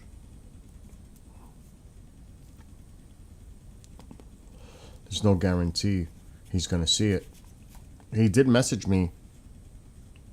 So it's been a while though. I'm going to leave that open. If we hear a notification sound, then we know it was him. There's no guarantee he's going to see it. He did message me. He's so busy. It's been He's a in while, the Philippines. Been there for a long time now. Almost 10 years on a dig. I'm gonna leave that Excavation, looking open. for Japanese If we hear a notification treasure. sound, artifacts. then we know. That's what he's been doing. He's going to see it. And they've been keeping him there, so they must be finding He's stuff. so busy. That's He's been another in the thing we're not Philippines hearing for a about. long time now. Almost 10 years. On And he's been there, I'm gonna leave that excavation, open. working for Japanese. for them. We hear a But it's not the notification Japanese. It's in the artifacts. Philippines. Then we know. That's what there's no he's been guarantee. doing. There might be articles on it. And they've been keeping him there, so they must be finding stuff. That's another. But thing I know we're he's hearing there. about. And he's been there for a minute. And he's been there. So again, Working there's for so them- for much them. out But there it's not the Japanese. It's in the Philippines. that the public just isn't really aware, There might be articles on it. because it's not And really they've been talked keeping about. him there, It's so not they must be discussed. finding stuff. That's another. But I know There's he's a there. lot of evidence out there, And he's been there for a minute. yet to be discovered. This all started Again, with there's so Antarctica, much out but there. there's it's right there. Just think about how much That the public just isn't Alexa, really aware. how much of the It's not really deep talked about. ocean It's not have we discussed. explored? That's another. But I know There's he's a there. lot of evidence. Humans out have there. visually explored less than discovered. This all 0.001% started of the with deep sea Antarctica. floor, an area But roughly there's- the size of it's Rhode right Island. there. This Just think means about how much- 99.99% Alexa, of the deep ocean remains How much unseen by of human the eyes. deep ocean have we explored? Did you hear that? There's a lot of evidence. 99 over 99% of the ocean is unseen. We've never seen it. It's the deep ocean. Over 99%. That's cray cray. Deep ocean have we explored? Did you hear that? We don't even know what's underneath the water.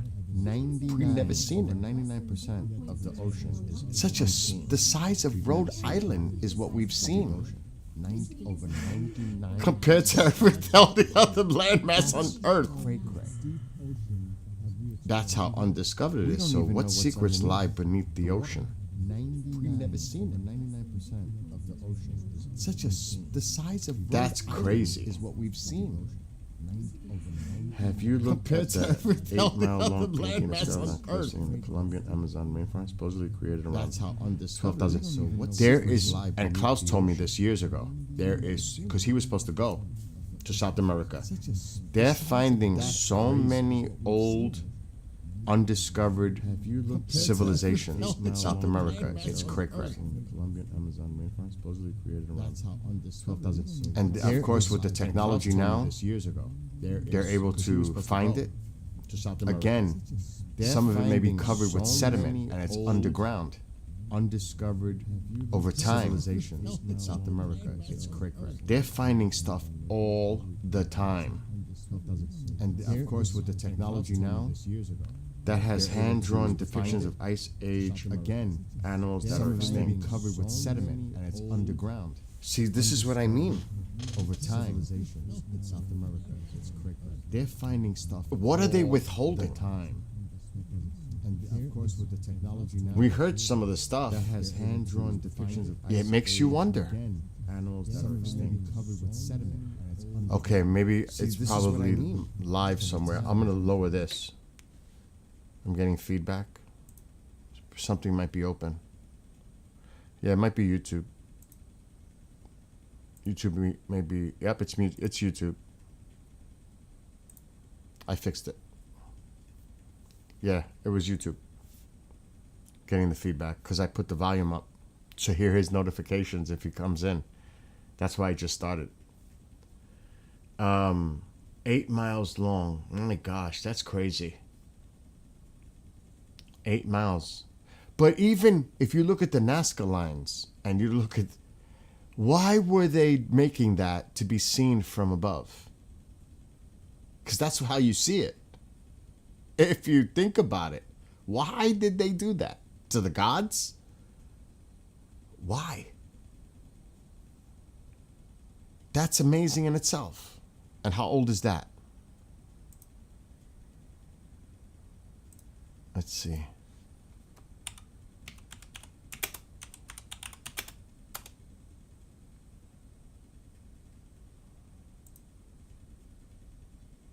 I mean,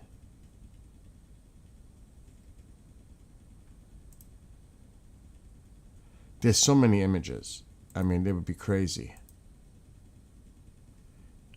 to look at. Why were they doing this? And this is over a big area. Why?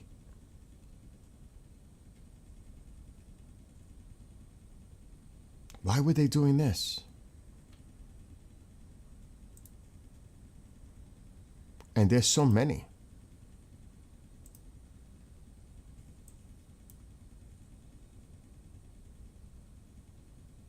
This is massive and can only be seen from above.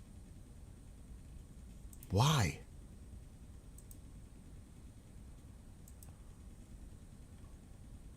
I'm not going to touch that. That one I won't touch.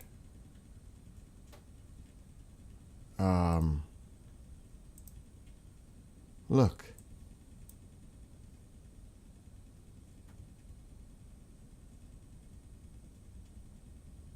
I mean, why? And these are massive. To be seen from above. So obviously, this was a message. It's fascinating. It really is.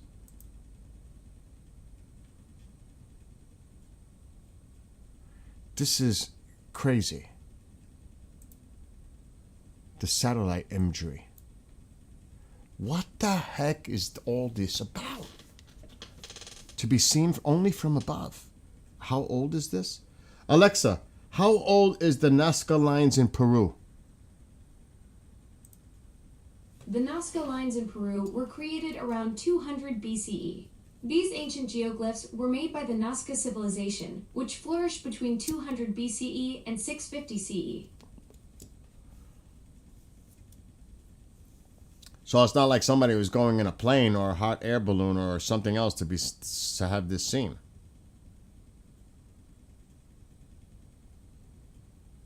It was only visible from above, but yet they did that. Why? To their gods or God or whatever it is. So obviously they had, and you hear so much about indigenous Native American culture or tradition going back thousands and thousands of years. What makes that any different from anything else? Because actually that shows that they had their own belief system and something going on.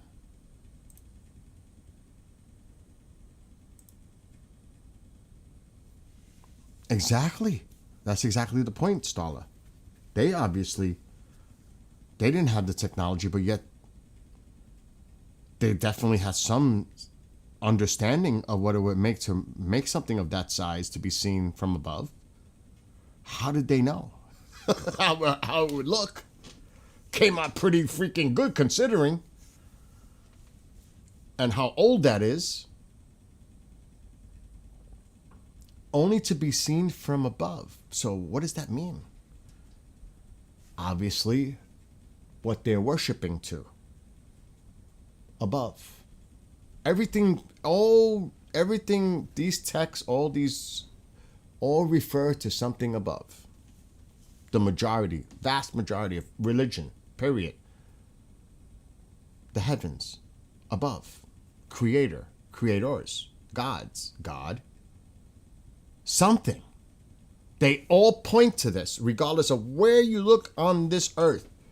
They all had it. Some civilizations on all the continents.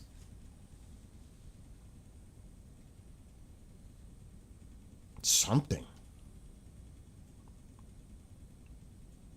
So that makes you think. And like we've said it earlier, Gilgamesh poem predates the Bible. That's a fact. People could dispute it, but that predates the Bible.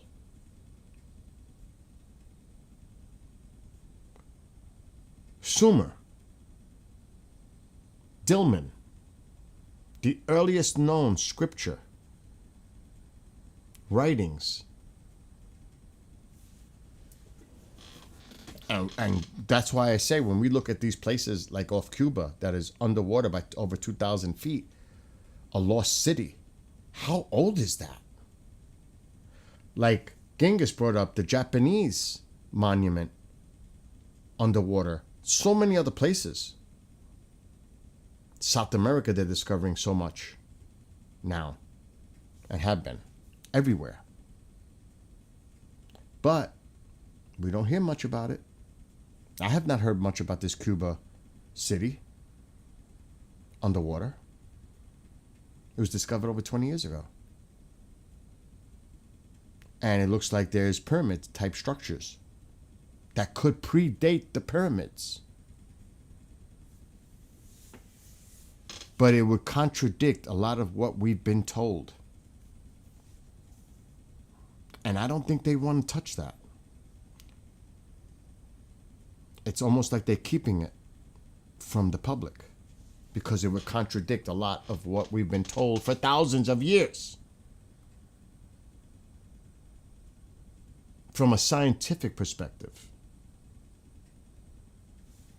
So you have to, take all that into consideration. It is gatekeeping. It is definitely keeping the narrative straight. Manipulation, control, that's probably has a lot to do with it. I mean, does anybody doubt they keep secrets from us in all kinds of different facets? What's to make this any different? It's considered like taboo. But remember, it is a fact. Alexa, does Gilgamesh poem predate the Bible? The Epic of Gilgamesh predates the Bible. The earliest parts of Gilgamesh were written around 2100 BCE, with a complete version dating to 1300 to 1000 BCE. In contrast, the Bible's Genesis wasn't written down until around 600 BCE during the Babylonian exile. This means Gilgamesh is about 1,000 years older than the earliest biblical texts. 1,000 years older than any early biblical text. How many people know that? That's correct. The Epic of Gilgamesh dates back to around 2100 to 1200 BCE, while the earliest biblical texts were written around 600 BCE during the Babylonian exile. This means the Gilgamesh epic predates the Bible by about 1,000 years, and scholars believe the biblical flood story in Genesis was influenced by the Mesopotamian flood myths found in Gilgamesh and other earlier texts. What is the earliest known text ever discovered? The oldest known text ever discovered is the Tablet of Kish, dating back to around 3500 BCE. This limestone tablet from ancient Mesopotamia contains proto-cuneiform inscriptions, representing an early precursor to writing systems. Other ancient texts include the Narmer palette from Egypt, circa 3100 BCE, and various cuneiform tablets from Sumer. Is there any known translation of this? The signs on the Kish tablet are purely pictographic and have not been deciphered or demonstrated to correspond to any currently known human language. While some symbols represent animals, commodities, and processes, archaeologists haven't been able to fully decipher the tablet's meaning. Pictographs. You mentioned about the 8-mile long in Colombia cave drawings or whatever drawings there were. A lot of pictographs. Alexa, what is the oldest known pictograph discovered? The oldest known pictograph is a cave painting of a wild pig in Indonesia, dating back at least 45,500 years. This predates other early art forms, including a 43,900-year-old hunting scene in Indonesia and a 40,800-year-old abstract disc in Spain. It's all over the globe. Ancient pictographs have indeed been found across the globe, from Indonesia to Europe. These early forms of visual communication, including petroglyphs and cave paintings, were used by various cultures as precursors to written language. So we're talking tens of thousands of years old. Yes, we're talking about ancient art that's tens of thousands of years old. The oldest known pictograph, a cave painting of a wild pig in Indonesia, dates back at least 45,500 years. Other ancient symbols found in caves worldwide are estimated to be around 40,000 years old. What is the earliest known life found after the Ice Age? The earliest known life forms on Earth date back to at least 3.5 billion years ago, with evidence of microbial life found in 3.7 billion-year-old rocks. These ancient microorganisms left behind carbon molecules and stromatolite fossils, which are layered structures created by microbial mats. Alexa, when did the Ice Age occur? The last ice age began around 113,000 BCE and ended approximately 9,700 BCE. When was life discovered right after that? The last ice age ended around 9,700 BCE, marking the beginning of the Holocene epoch. This period saw significant climate changes, including rising temperatures and melting ice sheets. Human populations adapted to these new environments, with evidence of early agricultural practices emerging around 10,000 years ago. How did humans come back after the Ice Age? As the last ice age ended around 12,000 years ago, humans adapted to the changing climate by developing new technologies and social structures. They created warm clothing, built shelters, and refined hunting techniques to survive in the harsh environments. The transition to agriculture began in West Asia, allowing humans to settle in permanent farming communities. Can you explain humans before and after the Ice Age? Before the last ice age, humans were primarily nomadic hunter-gatherers who migrated out of Africa around 300,000 years ago. As the ice age ended around 12,000 years ago, humans began transitioning to agriculture in West Asia, leading to the development of permanent settlements and early civilizations. This shift necessitated new systems of accounting and writing, paving the way for complex societies in Mesopotamia, Egypt, and other regions. How come humans survived the Ice Age but dinosaurs didn't? Humans survived the last ice age by adapting to changing climates and finding refuge in areas less affected by glaciation. Unlike dinosaurs, humans had the ability to create tools, use fire, and develop complex social structures that helped them endure harsh conditions. Our large brains and capacity for language allowed us to share knowledge and plan for the future, giving us a significant advantage in surviving environmental changes. So where were the humans found to be during the Ice Age? During the last ice age, modern humans lived across various regions of the world. While many animals retreated to warmer areas, some humans adapted to the cold climates of Central Europe, similar to wolves and bears. Unlike other species, these humans didn't need to migrate south, showcasing their ability to survive in harsh environments. How did they survive if plant life and animals died? During the Ice Age, humans survived by relying on a primarily carnivorous diet, hunting large animals like mammoths and reindeer for meat and fat. They also developed sophisticated tools, mastered fire for warmth and cooking, and created insulated clothing and shelters from animal hides and bones. These adaptations, along with their ability to migrate and cooperate in groups, allowed them to thrive despite the harsh conditions. Exactly. That's exactly what I'm trying to get Exactly. Those adaptations were indeed... to. Alexa, crucial stop. That's what I'm trying to see. It's vague. But like you said, Starla, what species provided food for humans during that period? Exactly. That's why I said about the plant life. Without plant life, how did the animals survive? Unless they're carnivores. So there's a lot of questions about after Ice Age. You know, because that's thousands of years. Thousands, not hundreds, thousands. Alexa, how many years did the Ice Age occur?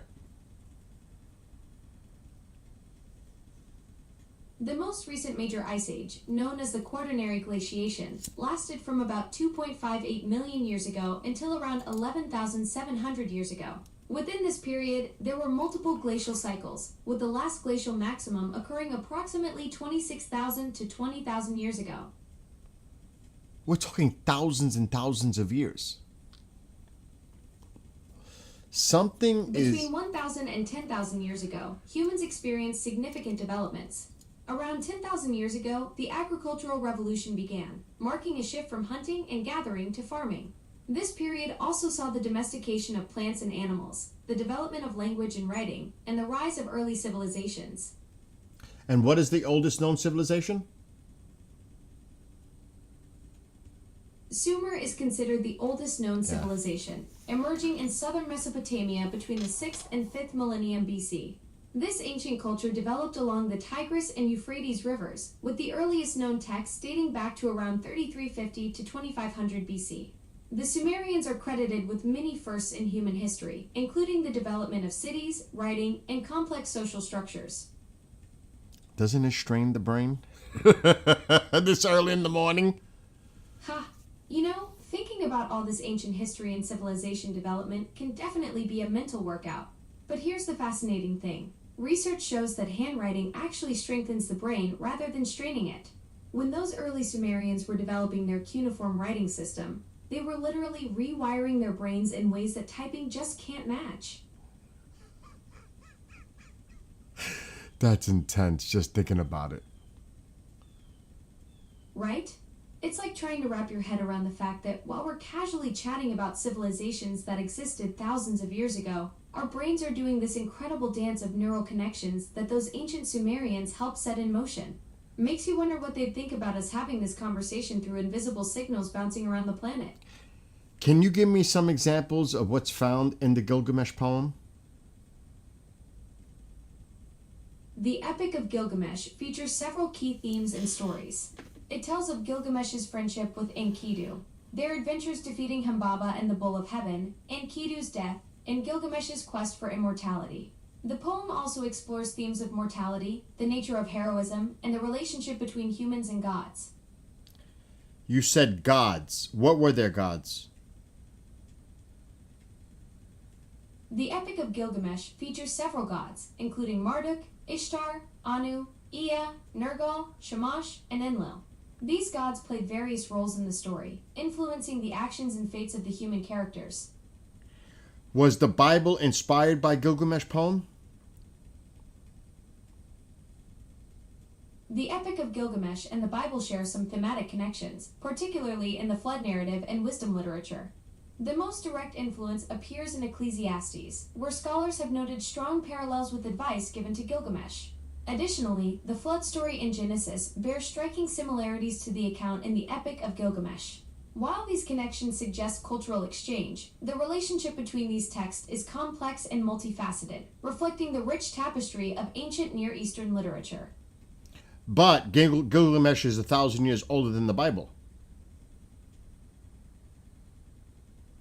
The Epic of Gilgamesh dates back to around 2100 to 1200 BCE, while the earliest parts of the Bible were written around 1400-1000 BCE. The oldest fragments of Genesis date to the 2nd century BCE, with scholars generally dating its final form to around the 6th century BCE. So how much older is Gilgamesh poem to the Bible? The Epic of Gilgamesh dates back to around 2100 to 1200 BCE, while the earliest parts of the Bible were written around 1400-1000 BCE. This means the Epic of Gilgamesh is approximately 700 to 1,100 years older than the oldest biblical texts. Boy, oh boy. I know, right? That's like finding out your favorite song was actually written before your great-great-great-grandmother was even born. Pretty wild how these ancient stories have been echoing through time, influencing everything that came after. Oh my, oh my. So that just gives you a little insight right there. Absolutely. It's like finding the original blueprint that influenced so many stories that came after. Makes you wonder what other ancient tales are hiding in dusty archives, just waiting to flip our understanding of history on its head. Where can we find some of that? The most complete version of the Epic of Gilgamesh tablets was discovered in the ruins of Nineveh, part of the Library of Ashurbanipal. Today, these ancient clay tablets are housed in major museums worldwide, with significant collections at the British Museum in London, the Iraq Museum in Baghdad, and the Louvre in Paris. Do we know for a fact that that exactly was created 700 to 1100 years before the Bible? The Epic of Gilgamesh dates back to around 2100 to 1200 BCE, while the oldest parts of the Bible were written around 1400-1000 BCE. The earliest fragments of Genesis date to the 2nd century BCE, with scholars generally dating its final form to around Alexa, the 6th stop. century. Alexa, what is the oldest known religious text in the world? The Kesh Temple hymn from ancient Sumer, dating back to around 2600 Sumer. BCE, is considered one of the oldest known religious texts. This ancient hymn was discovered in 1909 during excavations at Nippur, one of the most ancient Sumerian cities. The text consists of 134 lines, originally divided into 8 sections, each ending with a unique rhetorical question.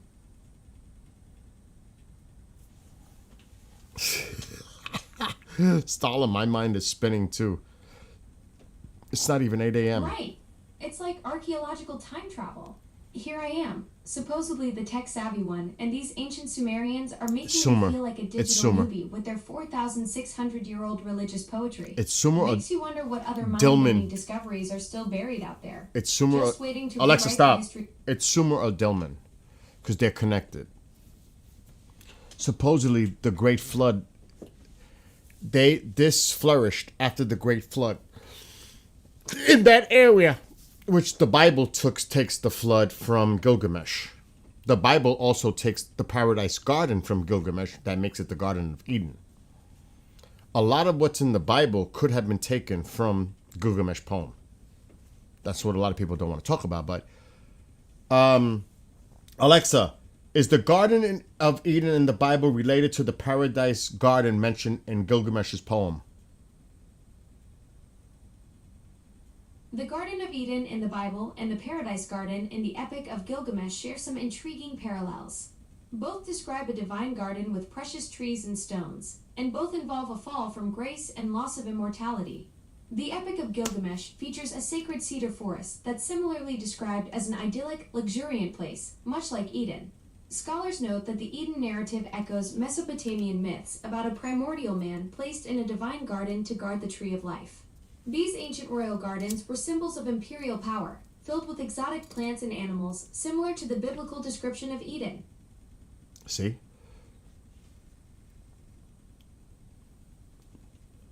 So, which came first? Sumer.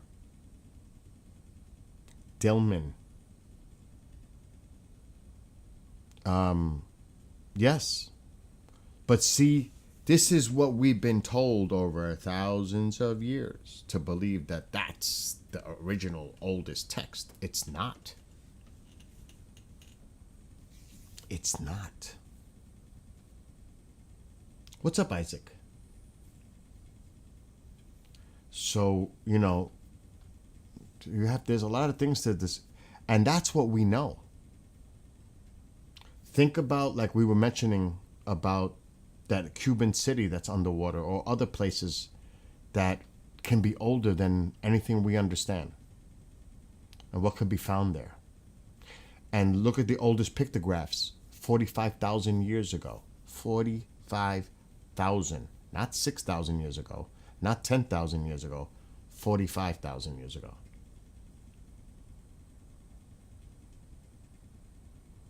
Cool, Isaac. So, we have to have that in an understanding too.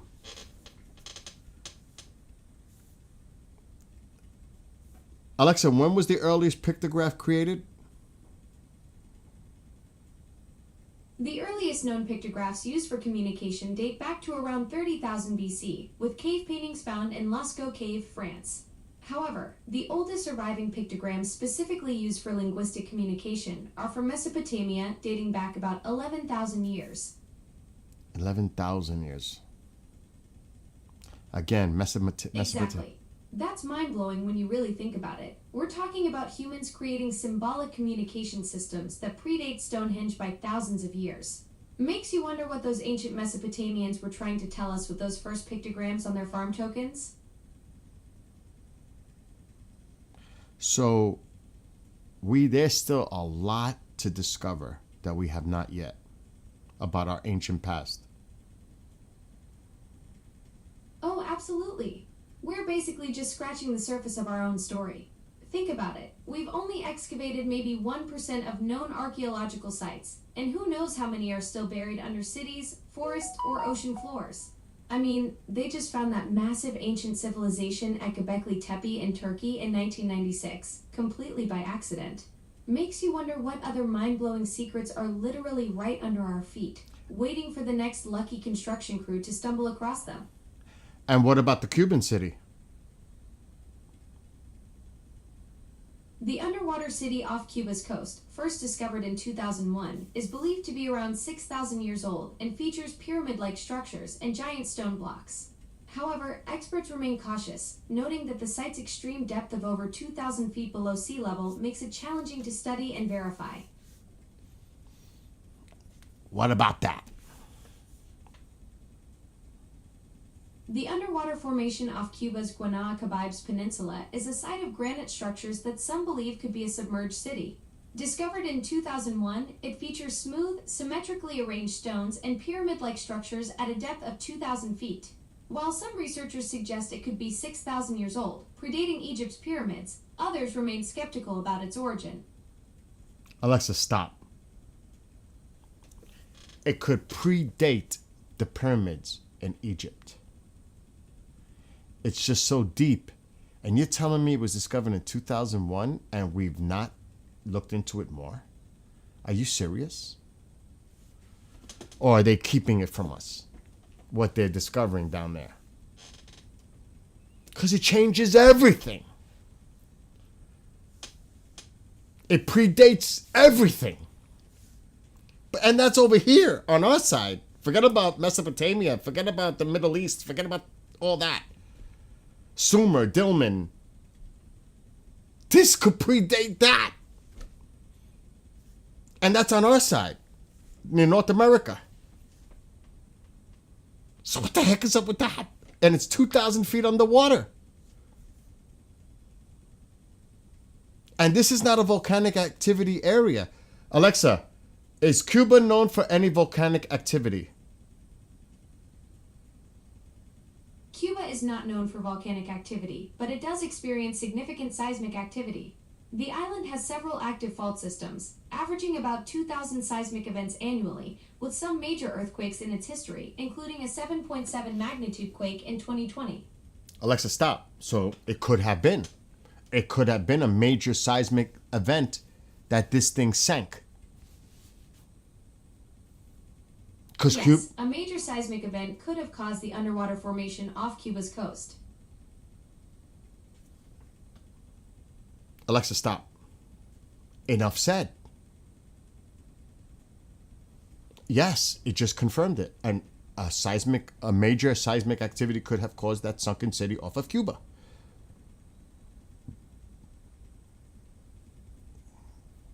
So, can you imagine the value of finding artifacts from this location? And what if they did it already and they're not telling us what they've discovered using submersible robotic retrieval devices?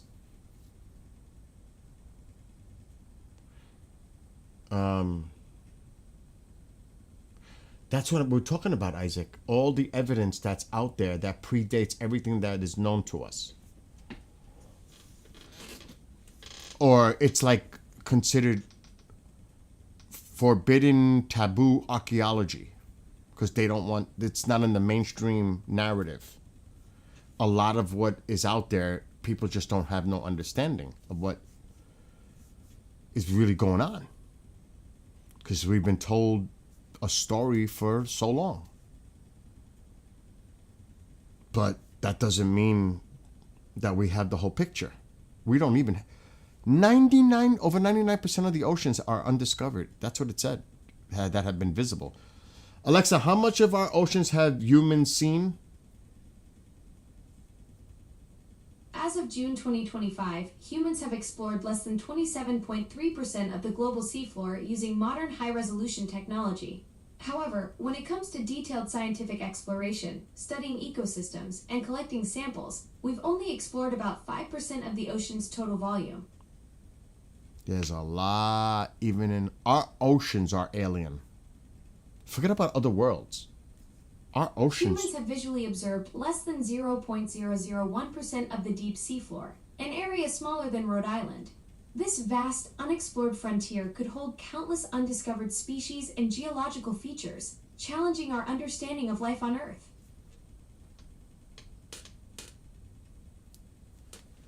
Challenging our understanding of life on Earth. Life on Earth is a complex and evolving phenomenon that spans billions of years, from its origins in the Archean eon to the diverse ecosystems we see today. The deep ocean, with its extreme environments and unique chemistry, could hold entirely new forms of life that challenge our current understanding of biology. Is this something that we can find in our own solar system? Earth remains the only known celestial body in our solar system with conditions suitable for life as we know it. However, scientists are actively exploring several Europa promising locations. Enceladus. Mars, with its ancient river valleys and water ice, Europa and Enceladus, both with subsurface oceans, and Titan, with its unique methane lakes. While no definitive evidence of life has been found yet, these celestial bodies offer intriguing possibilities for microbial life or conditions that could support it.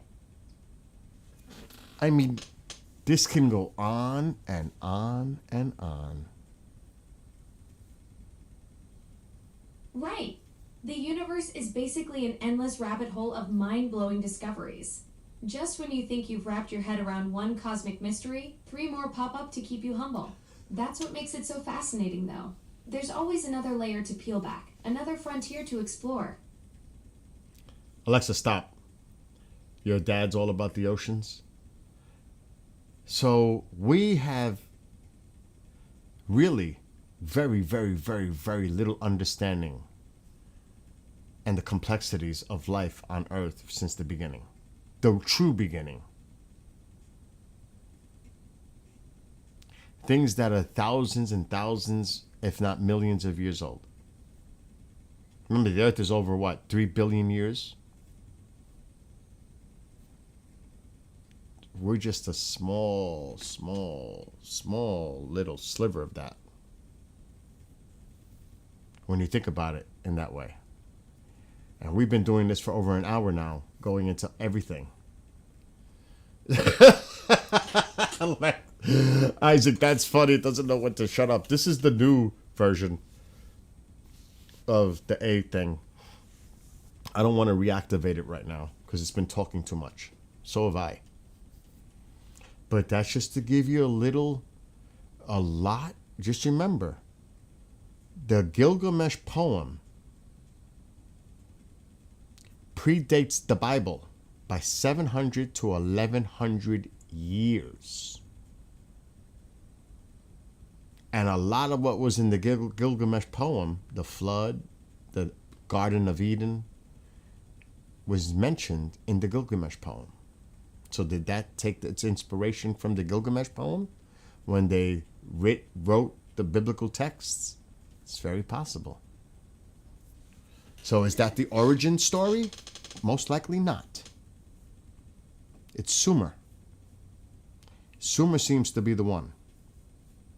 Based on the science. So it is really interesting when you look at it from that point of view. And it said it clearly. I mean, and I'll say it, I'll just do it one more time.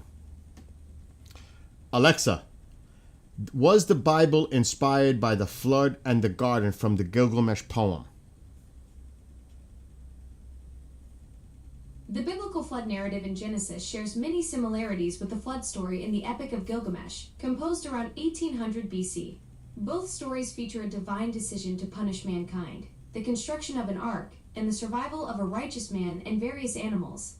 Scholars suggest that the biblical account was influenced by earlier Mesopotamian traditions, with notable parallels in plot elements and structure. Right there. So maybe we need to read. Both the Epic of Gilgamesh and the biblical flood narrative share numerous striking similarities. These include a divine decision to destroy humanity, the selection of a righteous man to build an ark, the inclusion of animals and family members, the ark coming to rest on a mountain, and the release of birds to find land. Both stories also describe sacrifices being offered after the flood, with the deity or deities pleased by the aroma. But which one came first? The Epic of Gilgamesh flood story predates the biblical account. The Epic of Gilgamesh was written around 2100 to 1300 BC, while the Genesis flood narrative was composed around 1445-1405 BC. Both stories draw from earlier Mesopotamian flood myths, with the Gilgamesh version being the closest to the biblical story. And what about the Garden of Eden and the Paradise Garden? The Garden of Eden in the Bible and the Paradise Garden in the Epic of Gilgamesh share several key similarities. Both are described as lush, divine gardens located in Mesopotamia, featuring precious gems, beautiful trees, and abundant water sources. In both stories, a serpent plays a crucial role. In Genesis, it tempts Adam and Eve, while in Gilgamesh, it steals a plant of immortality from the hero. The cedar forest in Gilgamesh, like Eden, is a sacred space that humans are warned not to desecrate. Scholars note that the Epic of Gilgamesh, written around 2100 to 1200 BC, predates the biblical account, suggesting the Genesis story may have been influenced by earlier Mesopotamian traditions. What?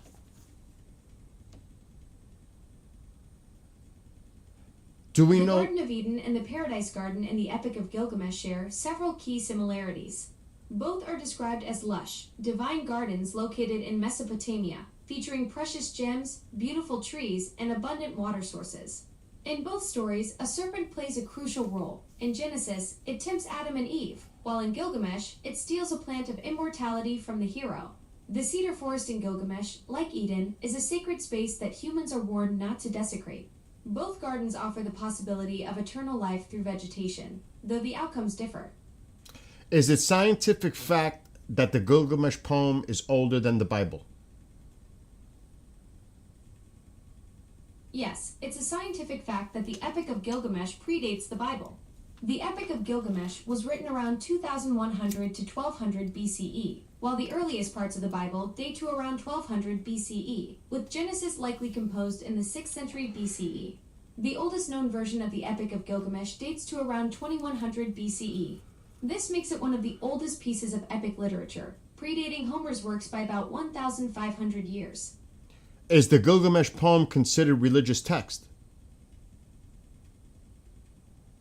The Epic of Gilgamesh is considered a foundational mythological text that provides insights into ancient Mesopotamian religious beliefs and cultural values. While not a religious text in the same sense as later scriptures, it's rich with mythological elements, divine characters, and explores themes of mortality, divine intervention, and the human condition. The epic reflects the complex relationship between humans and deities in Mesopotamian culture. And who are the god or gods mentioned in the Gilgamesh poem?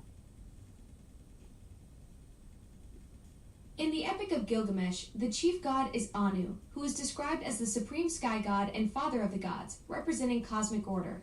Other major gods in the epic include Enlil, the god of wind and storm who grants kingship and decrees fate, and Ea, Enki, the god of wisdom and creation. That's where it all stems. The divine hierarchy of Mesopotamian mythology indeed stems from ancient Sumerian beliefs, which were later adopted and adapted by Akkadian, Babylonian, and Assyrian cultures. At the top of this hierarchy was Anu, An, the sky god, representing the heavens and cosmic order. Below him were major deities like Enlil, the god of wind and storms, and Enki, the god of wisdom and creation. These gods Alexa, formed stop. That is a great analogy and concept you just came up with, Genghis. Like we have done way up north, putting all the seeds in a vault. I think it's in Norway for future generations. Maybe the same thing was done then. That's actually interesting. So, again, when you look at it that way, what is the true original oldest text that inspired everything that we know of? And that's only as far back as we understand. I'm sure there's going to be discoveries that show even more ancient, advanced, or civilized, modern civilizations. But are they going to tell us? Would they hold that from us? Because it could. That's like when you think of, let's just say, evidence of extraterrestrials or interdimensionals. Would they ever tell us? Because it's going to change everything that we've ever thought was told to us. It can change everything. And do you really think they want to upset the apple cart like that? Think about it. Everything that people have been told over thousands of years, this is the way it is. It could change everything that we understand.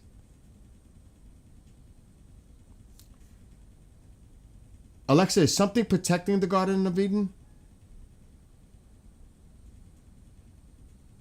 According to the Bible, the Garden of Eden is protected by cherubim, celestial beings described as having multiple wings and faces, wielding a flaming sword that turns every way to guard the path to the tree of life. These cherubim serve as both physical guardians and symbolic representations of divine wisdom, justice, and the spiritual realm's vigilance over humanity. Do we know where the Garden of Eden is located? The Bible describes the Garden of Eden as being at the source of 4 rivers: Tigris, Euphrates, Pishon, and Gihon. Scholars have proposed various locations, including southern Mesopotamia, the head of the Persian Gulf, and Armenia, but its exact location remains unknown. But isn't that the same or similar to the Gilgamesh poem's location? Both the Garden of Eden and the Paradise Garden in the Epic of Gilgamesh are located in Mesopotamia, the region between the Tigris and Euphrates rivers. The Epic of Gilgamesh describes a divine garden with precious stones and trees, similar to Eden's description in Genesis and Ezekiel. Both narratives feature a sacred space that's desecrated by humans, leading to consequences. Alexa, stop. Do you see again the connection of even the location is connected to the Gilgamesh poem where the Garden of Eden is? It's the same place, the Paradise Garden in Gilgamesh, that was written 700 to 1,000 years before the Bible. A lot of what was taken was possibly taken for the Bible from Gilgamesh's poem, inspired by it, or Sumer, Mesopotamia. They adapted to that. They brought that in and made it their own. That's what I see, just based on the research.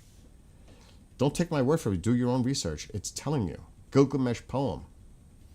I think that's something that people should check out and read and see.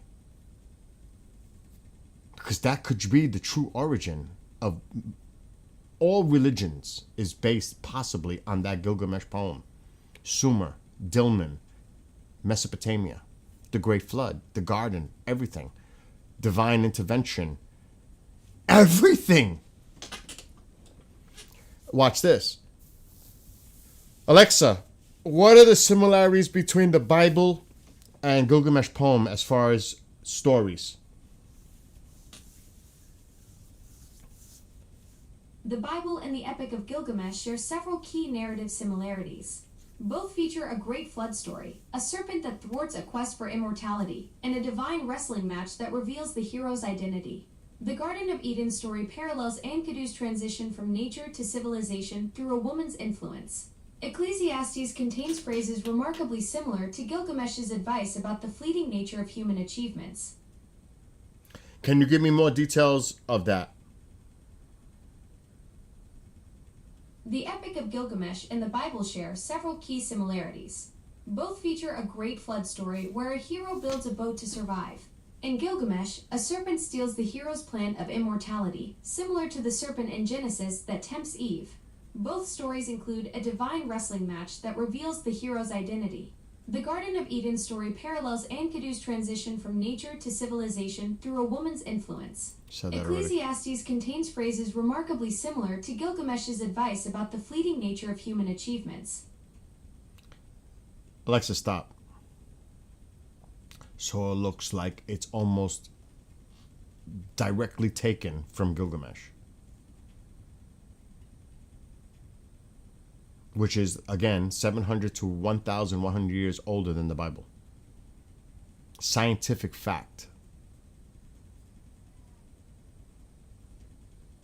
What does that say? You know what I mean? So consider that. Do your own research. Maybe even read it. And you might be surprised on the similarities. Remember, Gilgamesh is older than the Bible. Sumer. Scientifically proven to be older than that text. The oldest biblical texts. Gilgamesh is almost 1,000 years older. 1,000.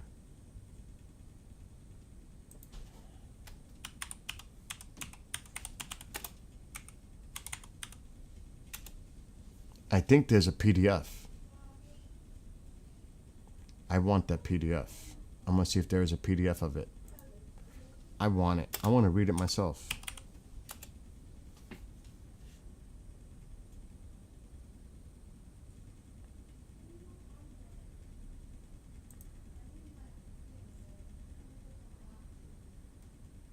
Holy Christ. Look at how long this is. Can I download it? I sure can. I just downloaded it.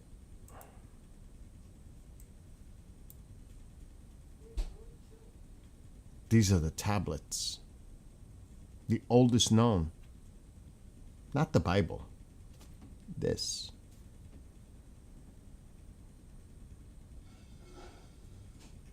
And it translates it. It's 83 pages of translated text.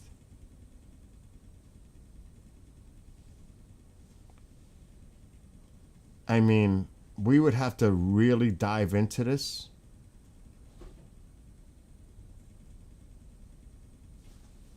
It's actually unbelievable.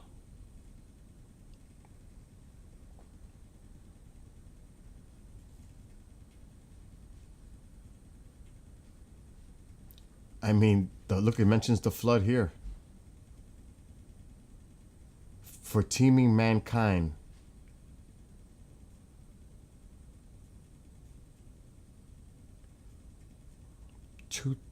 Two-thirds of him is God. 1/3 of him is human. I mean, this is, look, the great goddess, the model for his body, she prepared his form, beautiful, handsomest of men, perfect.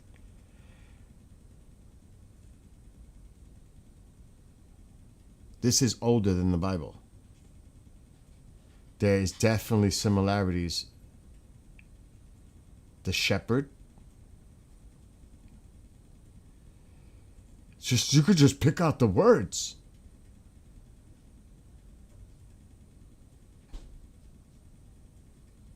And this goes on and on and on and on. It's just too much to go through now. I'm going to get a headache. Tablet 2. So this is it. This is Gilgamesh. And look how long it is. And remember how old that is. Watch. What is older? Bible or Gilgamesh poem?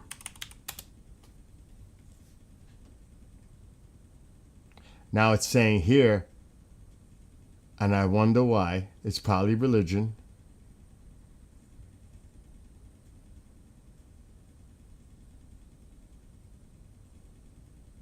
Oh, the oldest surviving. Did it borrow from Gilgamesh?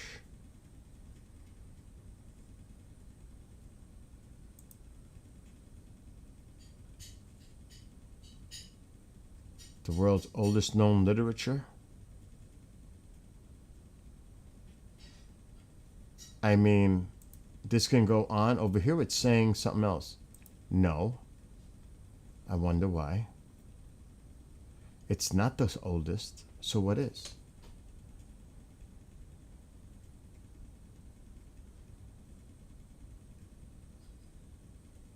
Oh, this is a person's opinion now. It was Sumer, though. They're comparing it to older Sumer.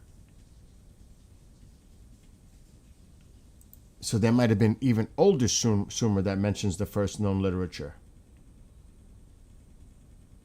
See? Look. The influence of Gilgamesh on the Bible.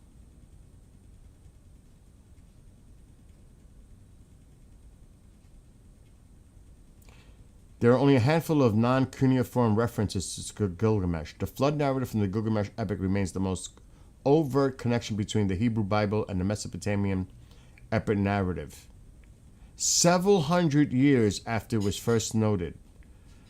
And it's not the only part. So, again, you'd have to do the research. But it's not what a lot of people think.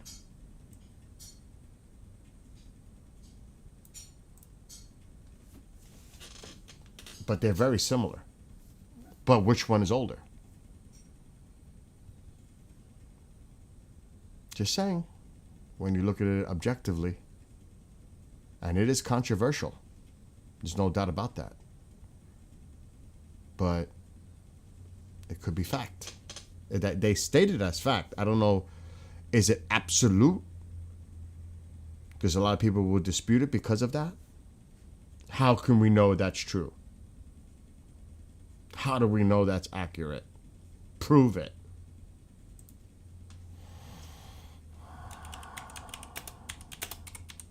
You know what I mean? And that's their way to protect it.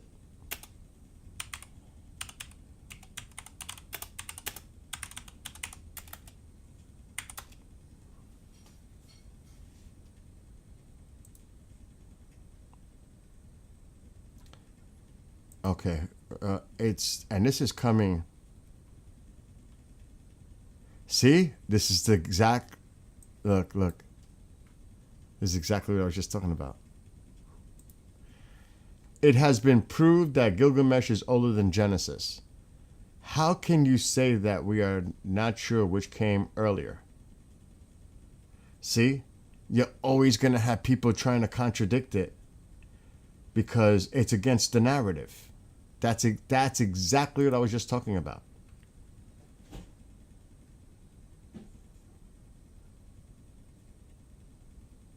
And obviously it came first, but you're going to see a lot of articles referring to that. Which came first, the Gilgamesh epic or the flood?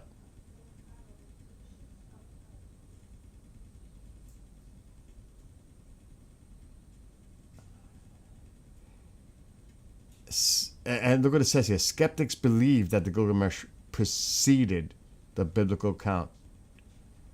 Fortunately for Christians, however, there are major clues that point to the biblical account as the accurate one. Of course you're going to say that. And the Gilgamesh is a later work of fiction that incorporated, you see how they try to reverse it? You see the narrative, how they try to flip it? To be in denial of which one came first. Let's flip it and say, no. That one's right. That one's after. And it's fiction compared to our story. Yet, evidence suggests, and science suggests, that Gilgamesh is older. But no. We have to keep that narrative going. Ours is right, theirs is wrong, theirs is older, theirs is not as new as ours. And that's the thing, Genghis. That's the key to this whole conversation. Imagine what stories are yet to be rediscovered or covered up. How much of the actual history is being denied to the public because they want to protect? That's the whole point of this conversation by talking about lost cities and all this other stuff that we're discovering or not discovering or not being told, because it would really cause a rift in everything we understand as early life, early civilizations, Look at that. the beginnings of civilization. That's why I brought all this up, because it would change everything. And I don't think they want to do that. Because it would just, they wouldn't. It's been the structure for thousands of years. It would change everything. That's why disclosure would never happen. Because if you think what I'm talking about right now, and that's what it all comes around to, if this would upset the apple cart, imagine what disclosure would do. Because people are going to say, oh, they're demons, they're this. They're going to use religion. The weaponization of religion. But what if everything we've been told is a lie? Just saying. Not just because I'm a Catholic. Mom gets on me if I swear. Believe me. But what if it's all been a part of manipulation and control? Not saying that it is. What if it is, though? That we have not been told the true story of origin.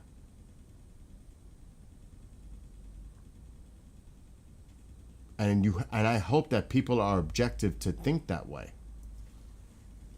I would hope people are open-minded. The truth may not set us free. The truth may cause chaos.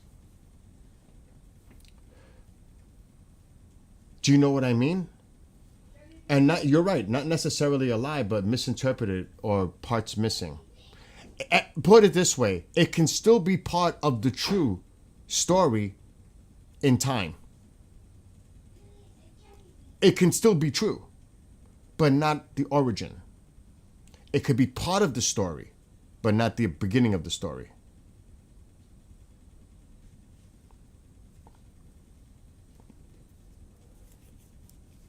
Do you know what I mean? It can be part of that whole story here, but not necessarily the beginning of the story. But through time. Yes, agreed. So, do you think they would tell us? I don't think so. It would create chaos. It would change everything. Everything. How do you think people would deal with that? I don't think a lot of people would deal well with that, because a lot of people would see that as an attack on religion. And everything people would think about that. It would change everything.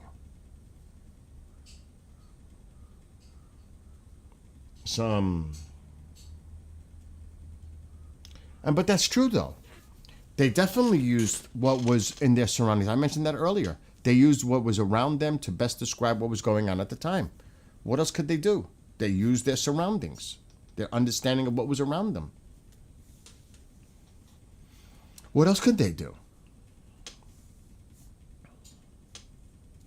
That makes total sense. But it's a small sliver of what was going on there. That's what you're eating right now at 8 o'clock, 8:30 in the morning? So yeah, agreed. But what was going on in other places on the globe?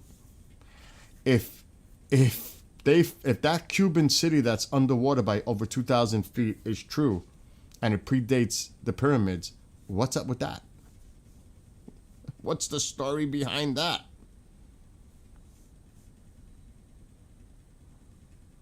And other places that may have been discovered, we're not told, lost civilizations.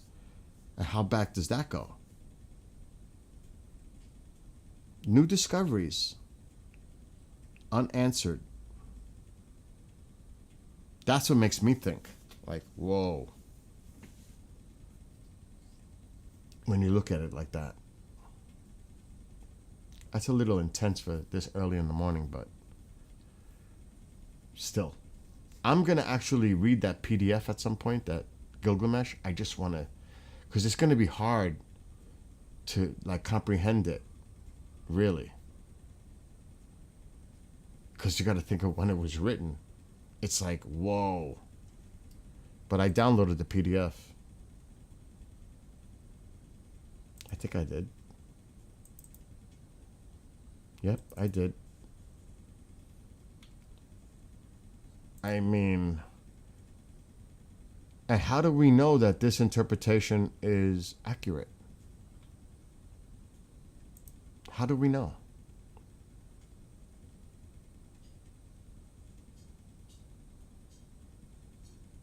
So it says it here. Ancient Mesopotamian terracotta relief, 2250 to 1900 BC. That's older. It's older.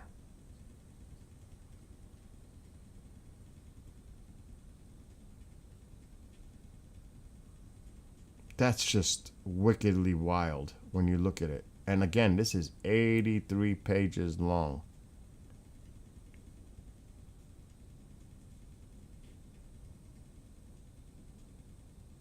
The Deluge. And these are paintings referring to it.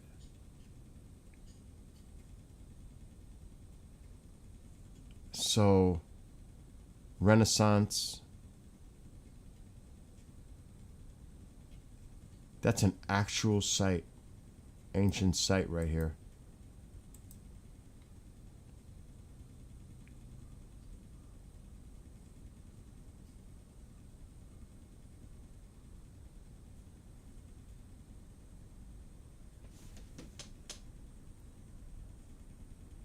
They even talk about the boat, like the ark, the storm, the flood. The flood.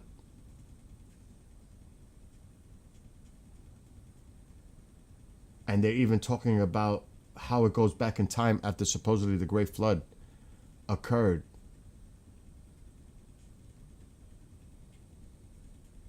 This is actually well done research.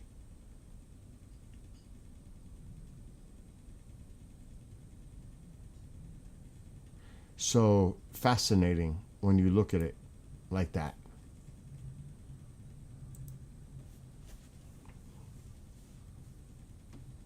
I think it's fascinating. They're all in the same region. Think about it. The Middle East. It's all right there. It all originated from that region. If you're looking at it with the texts, whether it's Hebrew, Sumer, it's in that area. It spreads. Different interpretations, but basically from the same region. If you put it into that kind of context. It's almost like if you think of the indigenous cultures here, they have similarities, the tribal similarities throughout North America. Well, it's similar over there too, in their tradition and their history. What makes that different? Right?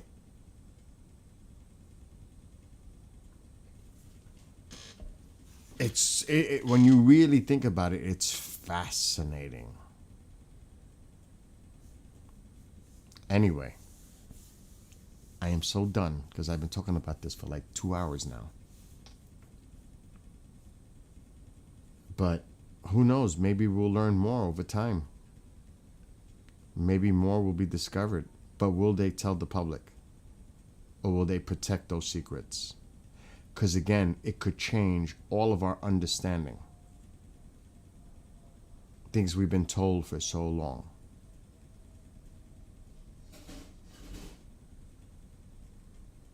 That's the question. Would the truth ever come out if they knew of the truth? Because they have to protect everything that keeps everything structured the way it is. I don't know. I honestly don't think they would. Right? And like I said, it would change, like, I can't say it enough. It changes everything. Forget about aliens. Forget about all that narrative, how that would change the way people look at life here or the creator here. What about our own history? We don't need aliens to make us look at things differently. We need to look at our own history right here to get a better understanding about what happened here. Without other influences from outward, we have to solve that riddle here. Because there's a lot still yet to be discovered. Whether it's under the ocean or under sediment, underground. There's a lot still to be discovered right here about our past. We've only recovered a small sliver of what we understand. And when they discover more, would it be held? I think they would. Could you imagine saying, oh, we found evidence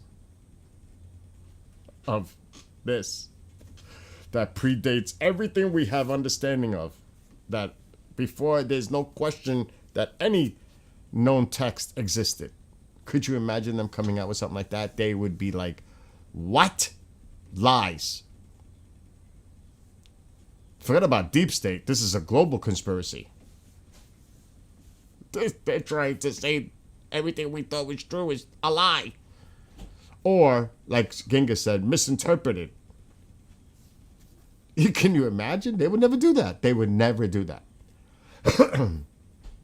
It would just change. Just think about all the different religions on earth. All of them. Not just one. All of them. And all of them are wrong.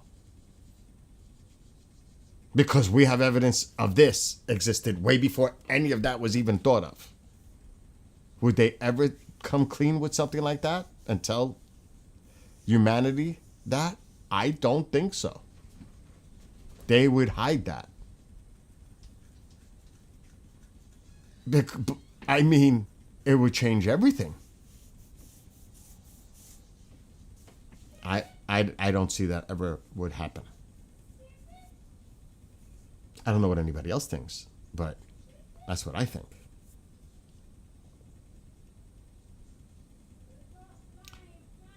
What? Anyway, I'm going to go take a power nap because it is only 8:30 in the morning. I mean, this is crazy. I started streaming at 5:30 this morning. I've been streaming for hours already, going on 3. This is an early wake-up thing that it's unusual for me to do. I need to go back and take a power nap because then I'm going to be twisted later. I'm not going to make it. So, Genghis, have a great day. Anybody watching on those streams on TikTok, have a great rest of your Sunday. I'll be back later on this afternoon.